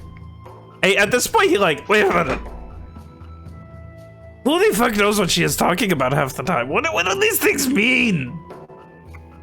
Mr. Walker, do you know what the fuck that Walker means, a puts cat down and a his- canary? Walker puts down his cup. Makes sense most of the time, though I'm pretty sure she made that one up. Right. He goes back to drinking. I neither know what a cat is or a canary, so Oh, this is a cat, and Amari like sloppily minor illusions a cat on the table, and this is a canary, and he makes a canary appear. I'm pretty sure that's a pigeon. This is maybe. All right. How dangerous are they? Not at all. Not. They're both. They're very kept as small. It pets. depends. If you are dead and a cat is possibly locked in the same house as a dead body and you are dead, it may eat you to survive. I mean, I Ishri, do wouldn't not blame it. listen to him. This is true. I mean, they are meat eaters. How would they not? It's not a danger to living. They're not dangerous to living people. No, they are not dangerous to living. I mean, the big ones are. They get pretty big.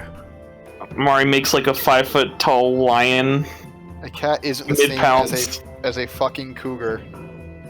This That depends. I mean, is kind of like that. I mean, no. He's right. He's right. You know, and he motions to like one of the barmaids.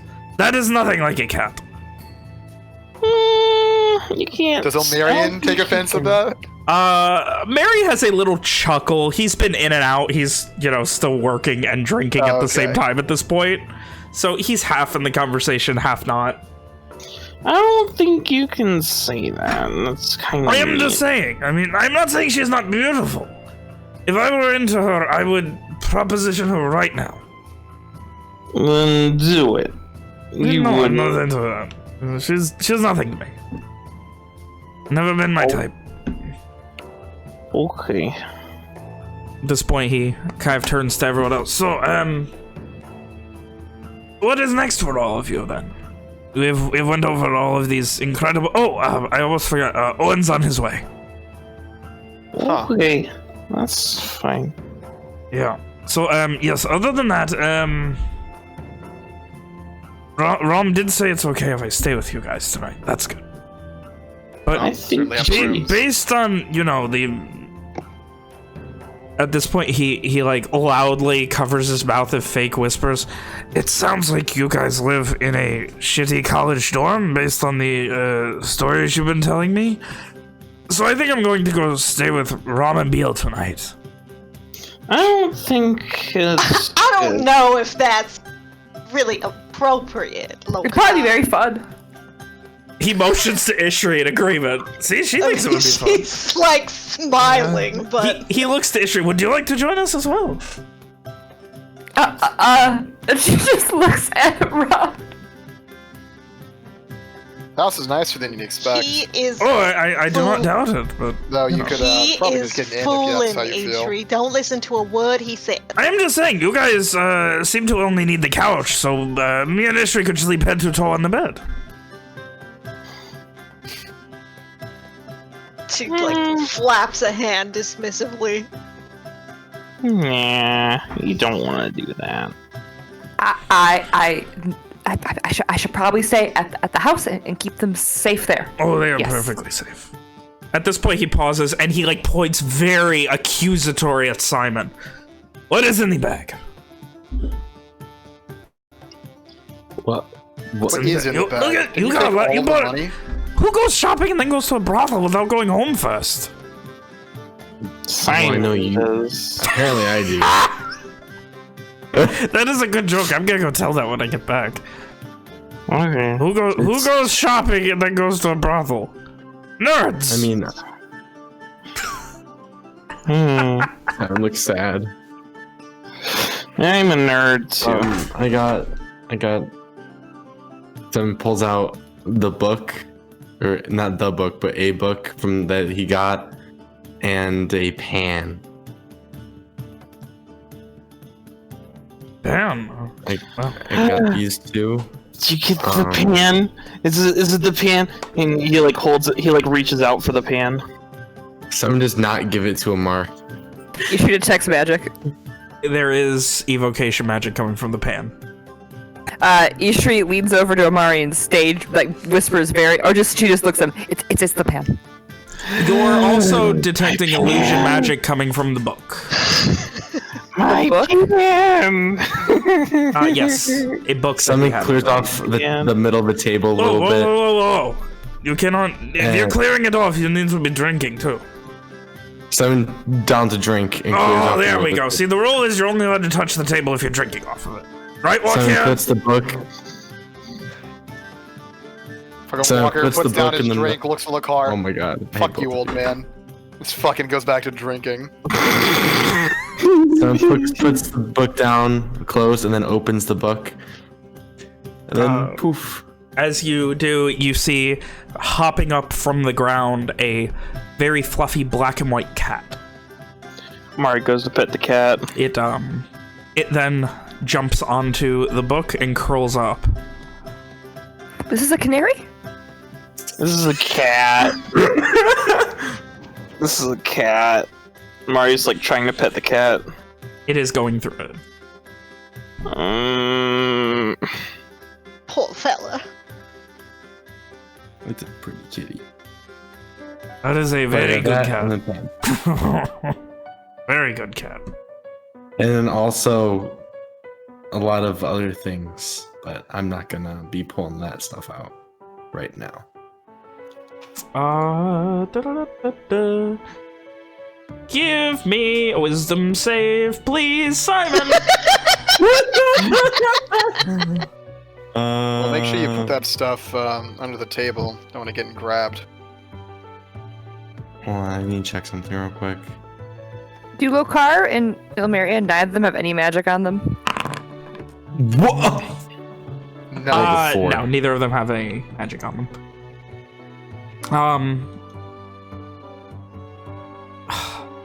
Lokar's such a nice guy, and he kind of just looks at you.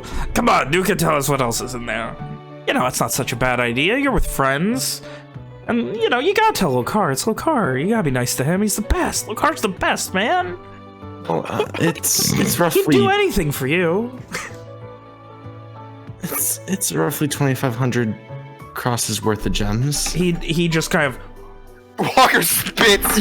Fucking. I'm sorry, what? Ugh, I did an actual spit take and it didn't even pick up on the mic, and I'm really pissed. that's funny. I'm sorry, you said... Nods again. How much? Oh, Why didn't you take that 2,500? to the house?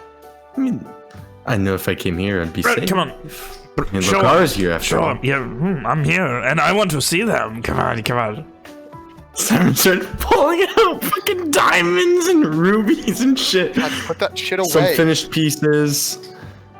Some are just fresh cut. Some are, He grabs like no. a ruby and a diamond with his little mage hand and just drags them to him. Lokar does, and he kind of looks down and then puts them in front of his eyes and just holds them there as he looks up.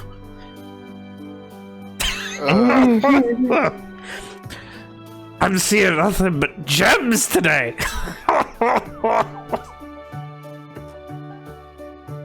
Nothing. Oh. You gotta check out on me. And he just drops them and one of them falls on the ground.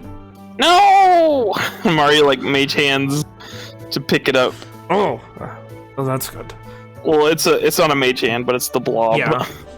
Well, but it's nice that Owen should be here any minute now. And a few more moments go by, more camaraderie and laid backedness, and eventually, Owen does arrive. Owen, you come into seeing this comically large pile of gems in the middle of this very nice table, surrounded by wine glasses, beer tankards, ale mugs,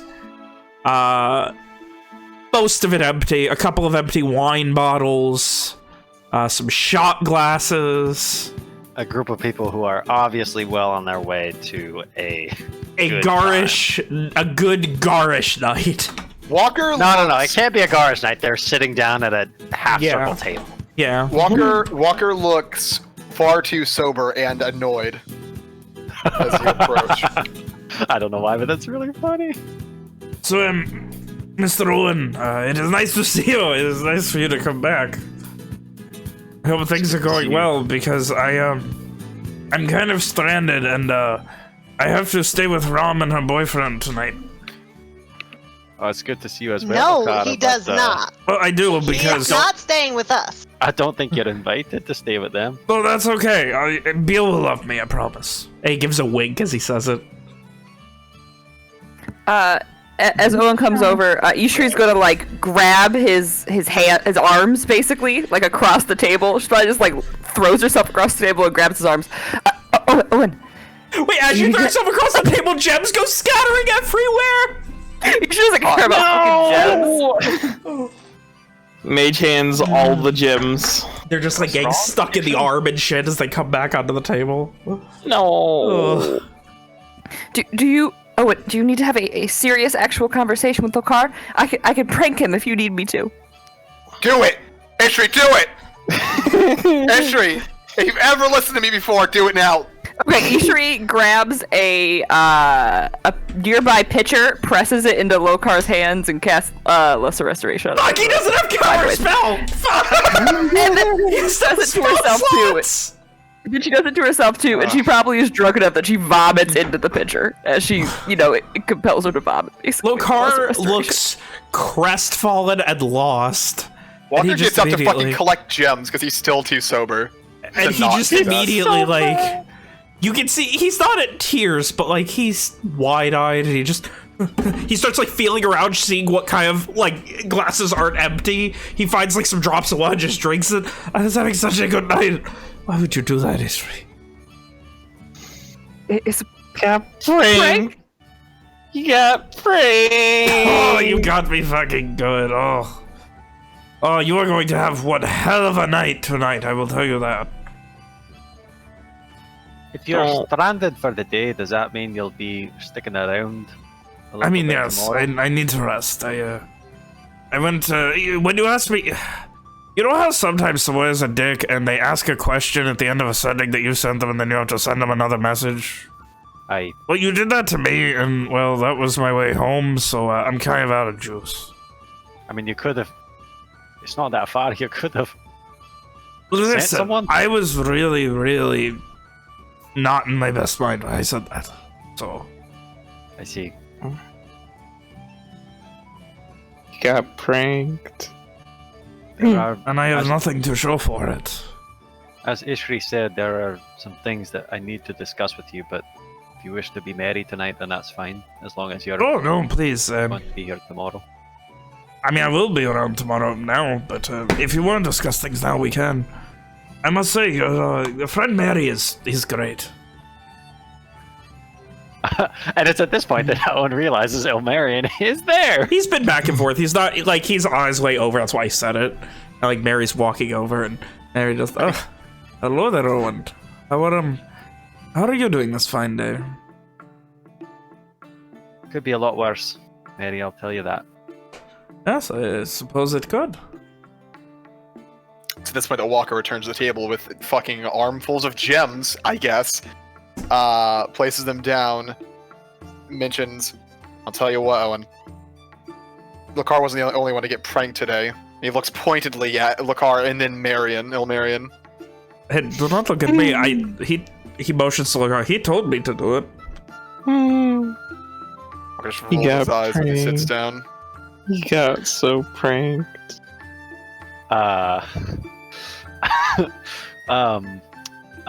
Seeing that Walker is the only one here who's upset, I guess Lokar's upset, but Lokar is taking it in stride, at least. Owen's gonna lean into to Elmarion and whisper something into his ear. Let me PM that to you.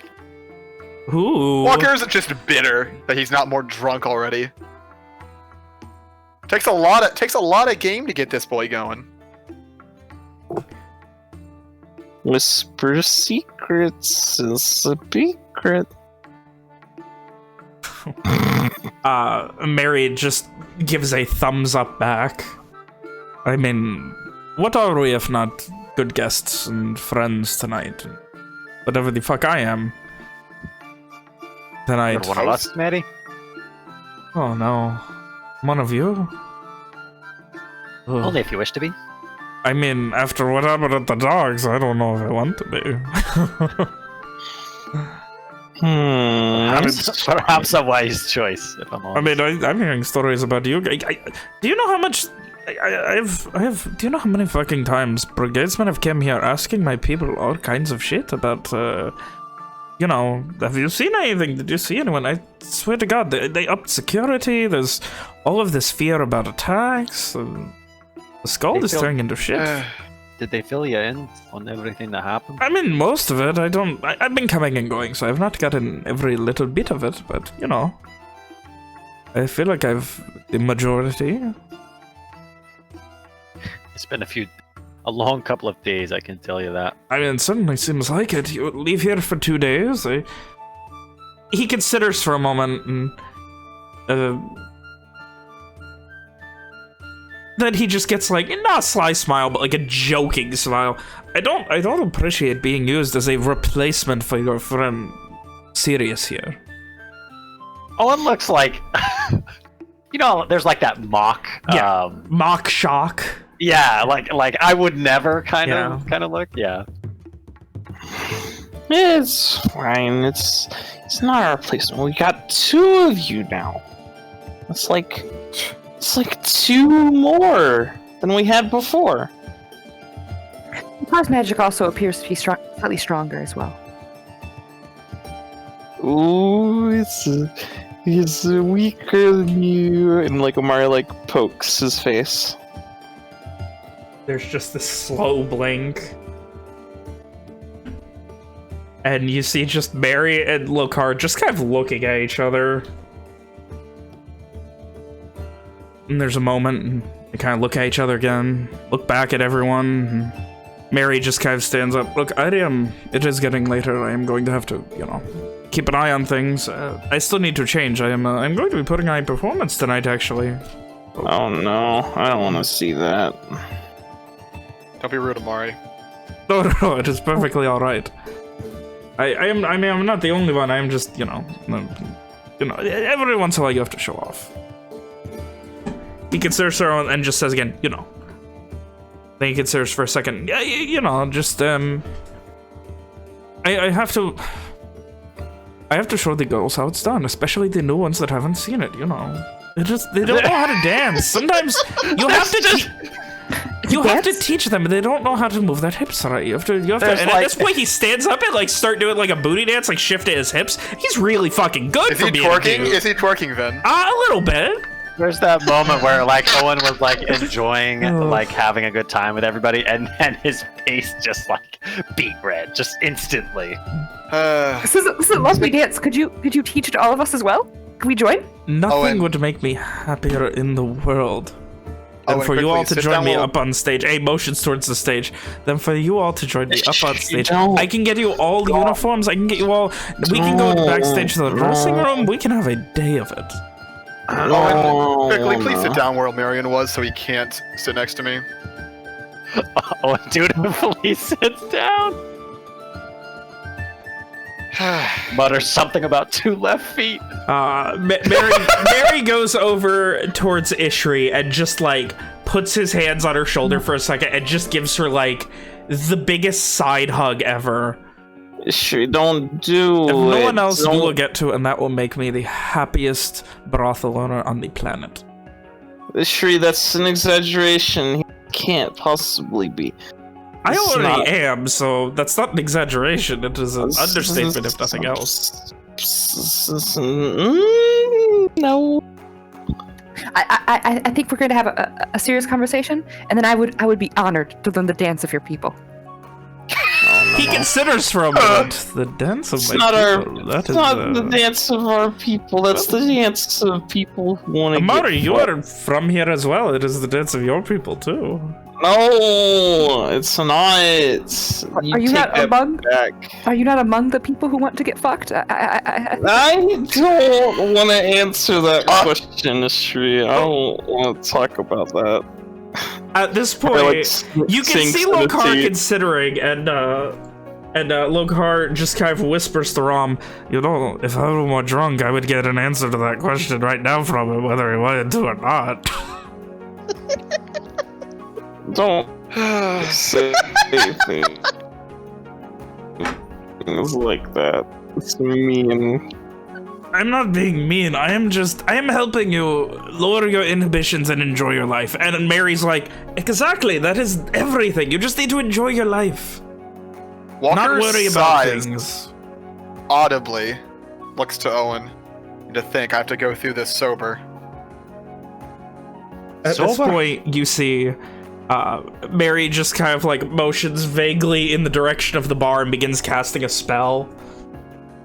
And a moment later, you see this shadow version of Mary grow from behind the bar, carrying this very large tank. Like, it's I would say it's a small keg. It's a shadow version of him, and as it walks, it twerks as it walks towards you, almost like breaking the laws of physics. As it drops off this keg, it walks through the table, and then for a second just kind of sits on Walker's lap and disappears through him. Mary motions to it. Courtesy out of Owen here. And he stands up and leaves. Is there like a tap in it? There is, yeah. Walker will pour some in a relatively clean mug. What is it in? That is honey mead. Those who are sitting closest to Walker will hear him mutter, "All is forgiven."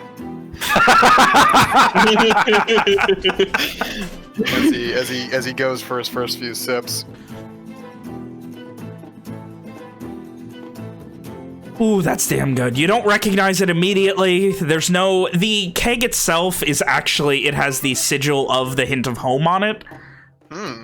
So you don't know for sure that it's from Dreswood, but that tastes like some fucking Dreswood mead if you've ever had it. If that's not Dreswood mead, that's a damn good imitator.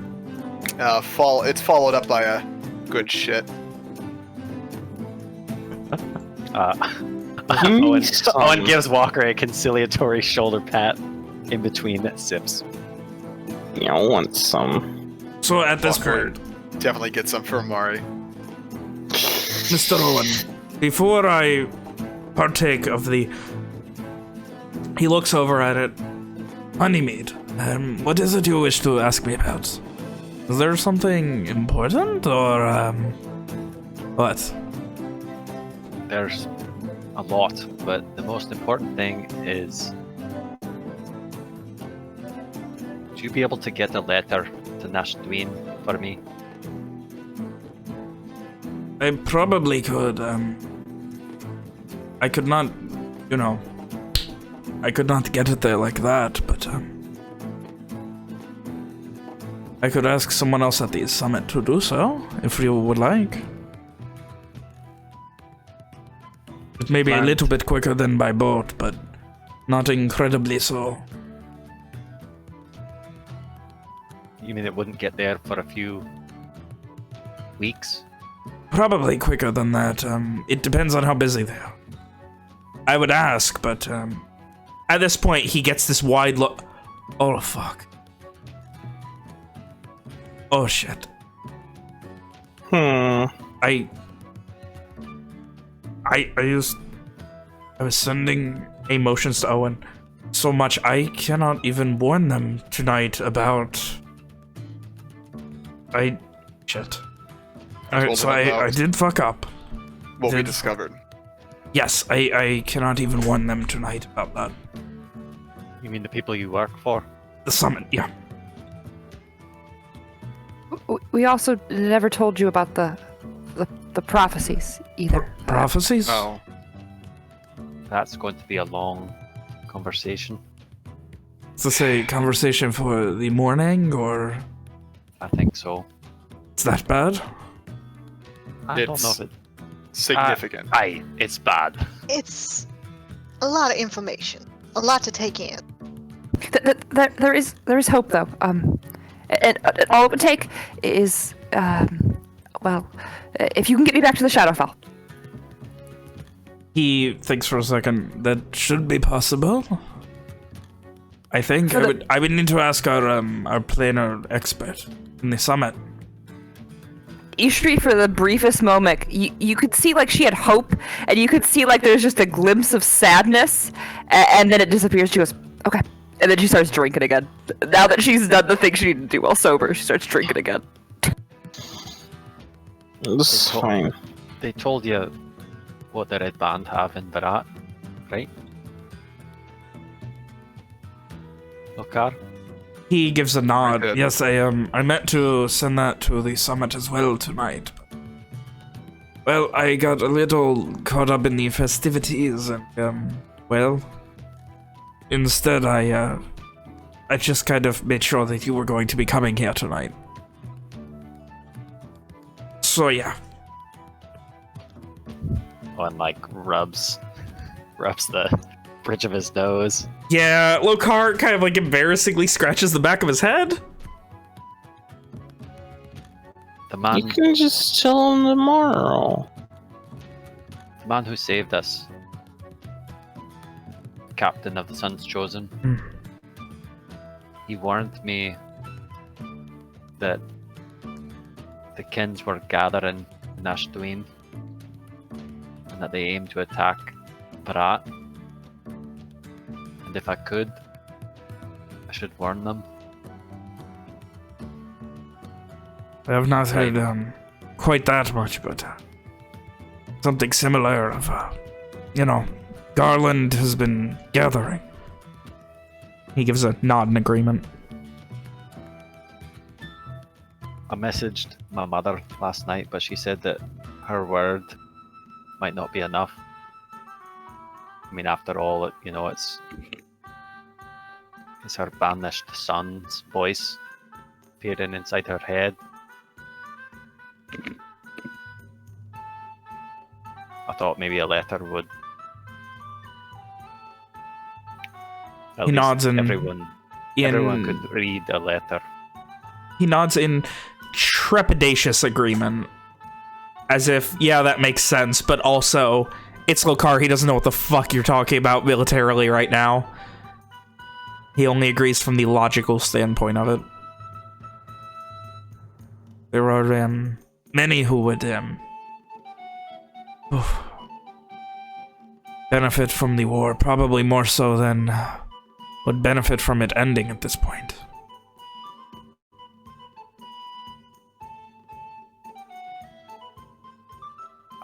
Right now, I just don't want thousands of my people to die in a scourge. I mean, based on what we know right now, those could be very powerful. Aye. What if one of them is the first binding? Aye. That could be catastrophic. That could be worse than the Scourge of Petrica, worse than the ice. At the mention of the ice, Owen's knuckles kind of tighten. Or his fist tighten. On top of that, we have zero research on what would happen if two of them were to go off, if you will, at the same time. How would they Whatever would interact? happen. Can't be good. I mean, imagine if the ice went off in the grove at that time. Who knows? Could be that they counteract each other. It could be the opposite. What worries me more is he motions back towards the group at large and then to you. The fact that you have confirmation that someone you trust has believes that the Crown of Verona, someone in that court, can find out what they do. They stop being unpredictable. He considers for a moment, as Ven tries to think of a medieval equivalent of a nuclear bomb. A pox? Plague? Like an apocalyptic Fireball? catastrophe. They stop being a catastrophe of unpredictable proportions with unexpected outcomes, and they become a blade or a Weapons. crossbow, something that can be pointed and used strategically. From what has been said, I imagine that no one will want to move on Varat for fear of what could happen, but what scares me more, if the Red Band have two, who is to say the Crown does not have one as well? who is to say that if they... He pauses for a moment and then sits up. If they... Like, you can see he's, like, forming this thought as he talks. And at this point, like, he's getting nervous. If they know what they do, that means they have to have been researching them, which means they have to have one, right? If they know what that does, then there's something very dangerous. And he motions just out the window. There's something very dangerous right there. That could get very... With the right person knowing how to use it, anyone in the courts could hold this whole city hostage. Who knows?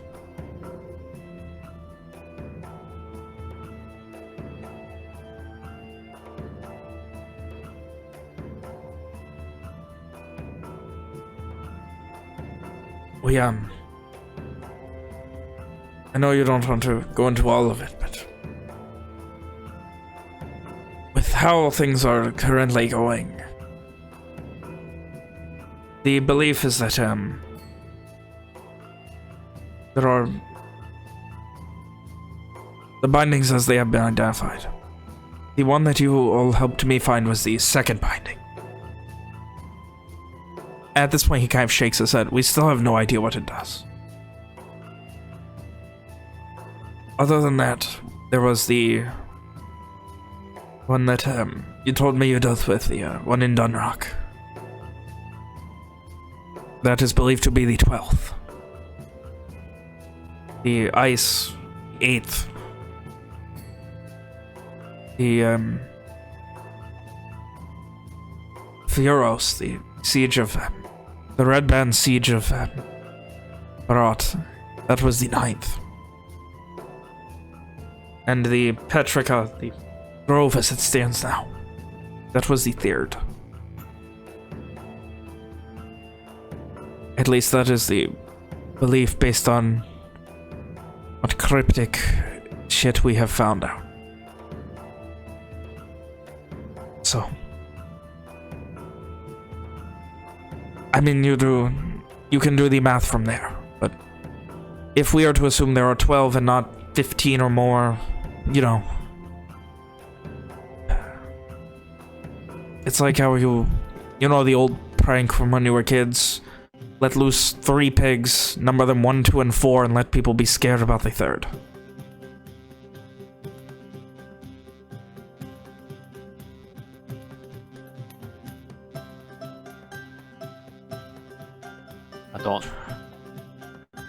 I don't know what to do about that, but I'm fairly confident that I would say I'm moderately, 3/4 confident, maybe more, that our numbers are right. So if there are 12, that leaves 1, 4, 5, 6, 7, 10, and 11. What happened at Firos? I've heard the rest of them, but I don't think I've ever heard that one. It was well, motions to Owen. Perhaps you would like to tell it.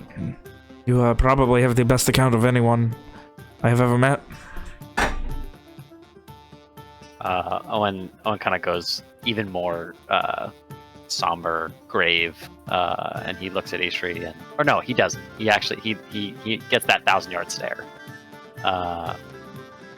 Looks down a bit. Imagine what you could do in battle, Ishri. If you had no fear, if you never tired, if you hated the person in front of you.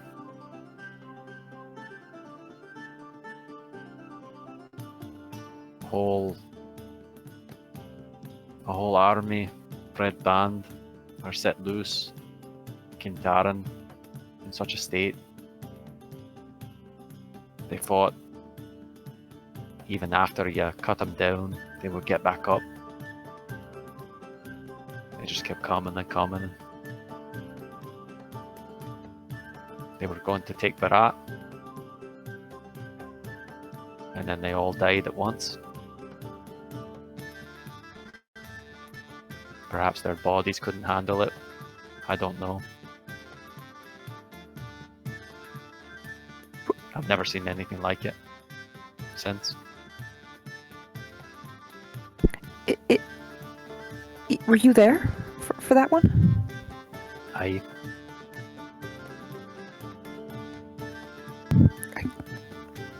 Must have been horrifying. I did what I could. That Captain Raymar, he talked about Citre.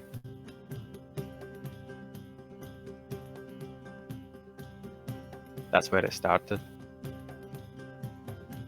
We saved as many as we could, but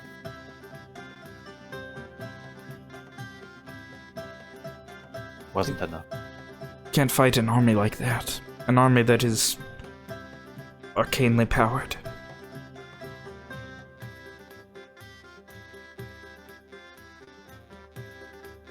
Miles was there too. Is that where you met him? I met him in Petrica a few weeks before. They I've never- release. Go ahead. They released them within weeks of each other. Petrica was later. I suppose before, at that point, it wasn't called that. It was called Pilot Twilight Grove, and then they renamed it Petrica after the Scourge was called. It was a beautiful forest.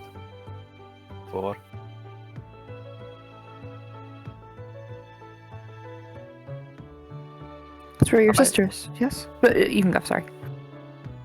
Have I? I know I've told the others, but Lokar kind of like looks up. I'm sorry, what? oh, I forgot. After we got out of the Shadowfell, I was able to contact my family, and my eldest sister is inside Petrica. What do you mean? That's what she said. Inside of it?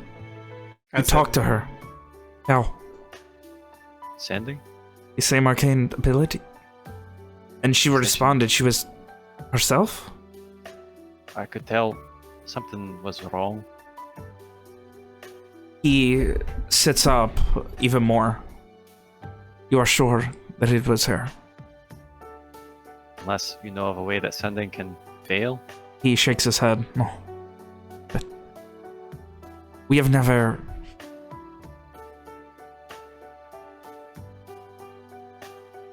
He relents for a moment. We nearly lost someone. In the grove, right after it happened. Before I was assigned here, there was someone else that was researching it. You cannot... It takes away your will to live, your... It just drains you. Everything that... And he motions around him at the revelry and happiness and humanity. All of this. But, more than that, we couldn't defend ourselves. He couldn't defend himself. You cannot... It is like that place zaps your magic. You cannot cast magic in that place. The arcane is not able to... It does not block it, it just does not allow it to be created. But the fact that someone is alive in there and it can reach it...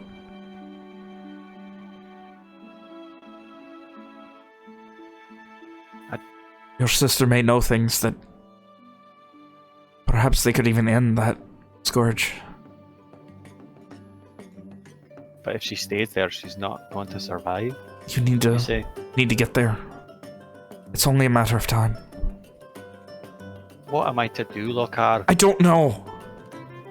But there are so many who...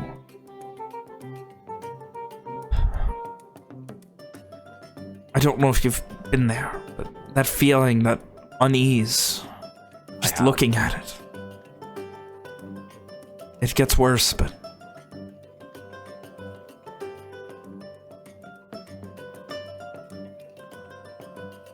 don't know. She may hold the key to something she has seen, something that may not have even mattered to her. It could be the key to protecting yourself from it. Being able to exist in there normally. He winces a bit. So much that still needs to be done. It is yet another revelation that someone can survive in that place.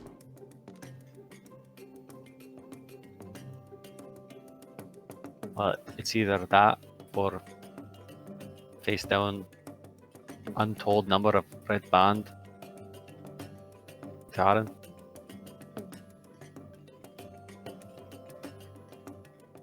I don't know if she has a choice.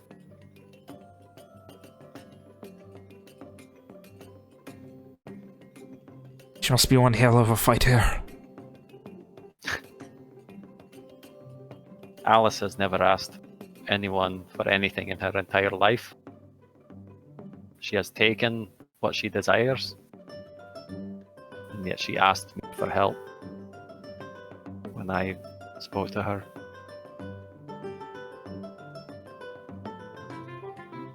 Then I would have the same fear.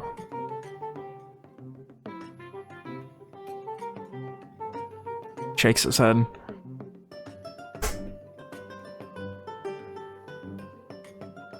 Do not know what else awaits you wherever you go next. I know that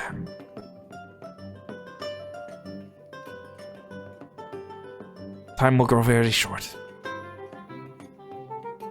for all of this. You have to imagine 2-3 more scourges in play, and that is only the ones that Lenore has. Who knows what the Scottish kins may have. Is there no way you can use your magic to get us there faster so that we can save who we need to, talk to those we need to? I am already how do you put in deep shit with the summit for the amount of help I've given you. He looks at Rom poignantly for a moment. Even if we give you the red? He does not work for these people, Ishri. Well, okay. It is not regardless. my decision. Okay. Regardless, we'll do what we can, Owen. That's why we're going, right? Look, I do not. Where is your end goal? Back to Varat? Elsewhere? All I want, Lokar, to see my left of my family safe. I want to help my friends find their families. Owen nods to Walker. And I want to see this fucking war over with. Well, it seems you continue to find others who agree on the same. But you need to... At this point, he kind of just swallows and thinks for a moment. I will not be of much help once you have left the country. The summit has me stationed as a, I am the Lenorian intelligence here. If it is impressed upon your superiors the importance of getting this letter to Garland in order to prevent another scourge, would that speed things along?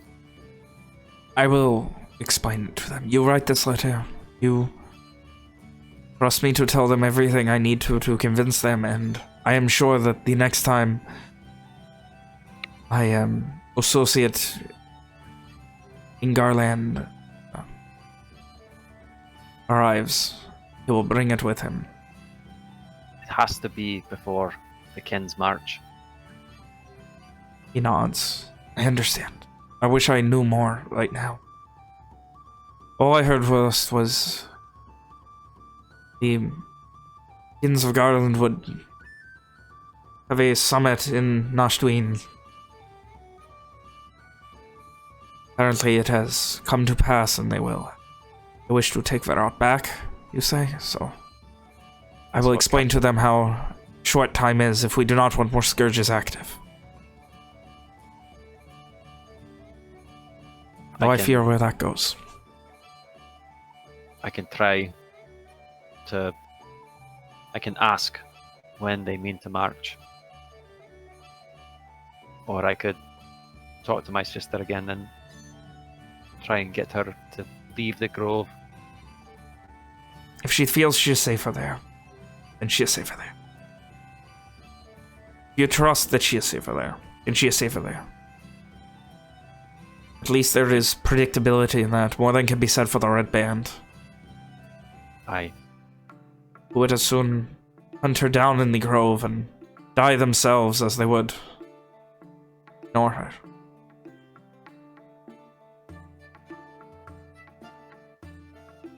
Must be surviving some way.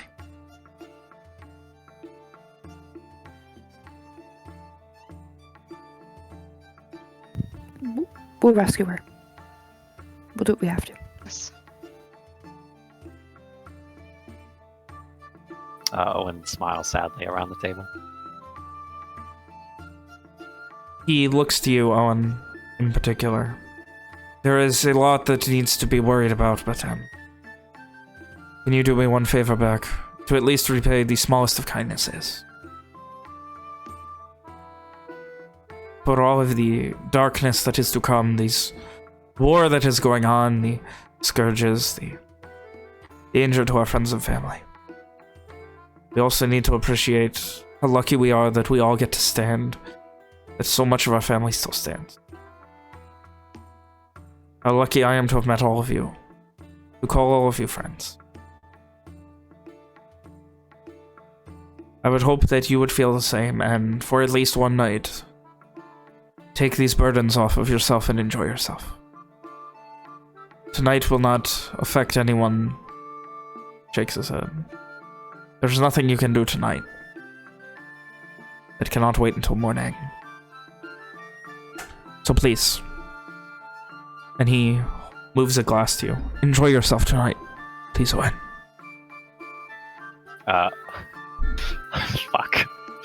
Owen holds up a hand, like a finger to Lokar, and he focuses again on his mother. And then, just loud enough so everyone at the table can hear him, he says, "How long until the Kins march?" And he casts sending. There's a momentary pause. I don't know for sure, but no more than weeks. No more than weeks. How are you, Owen? No! I love you. I miss you. Come home, please.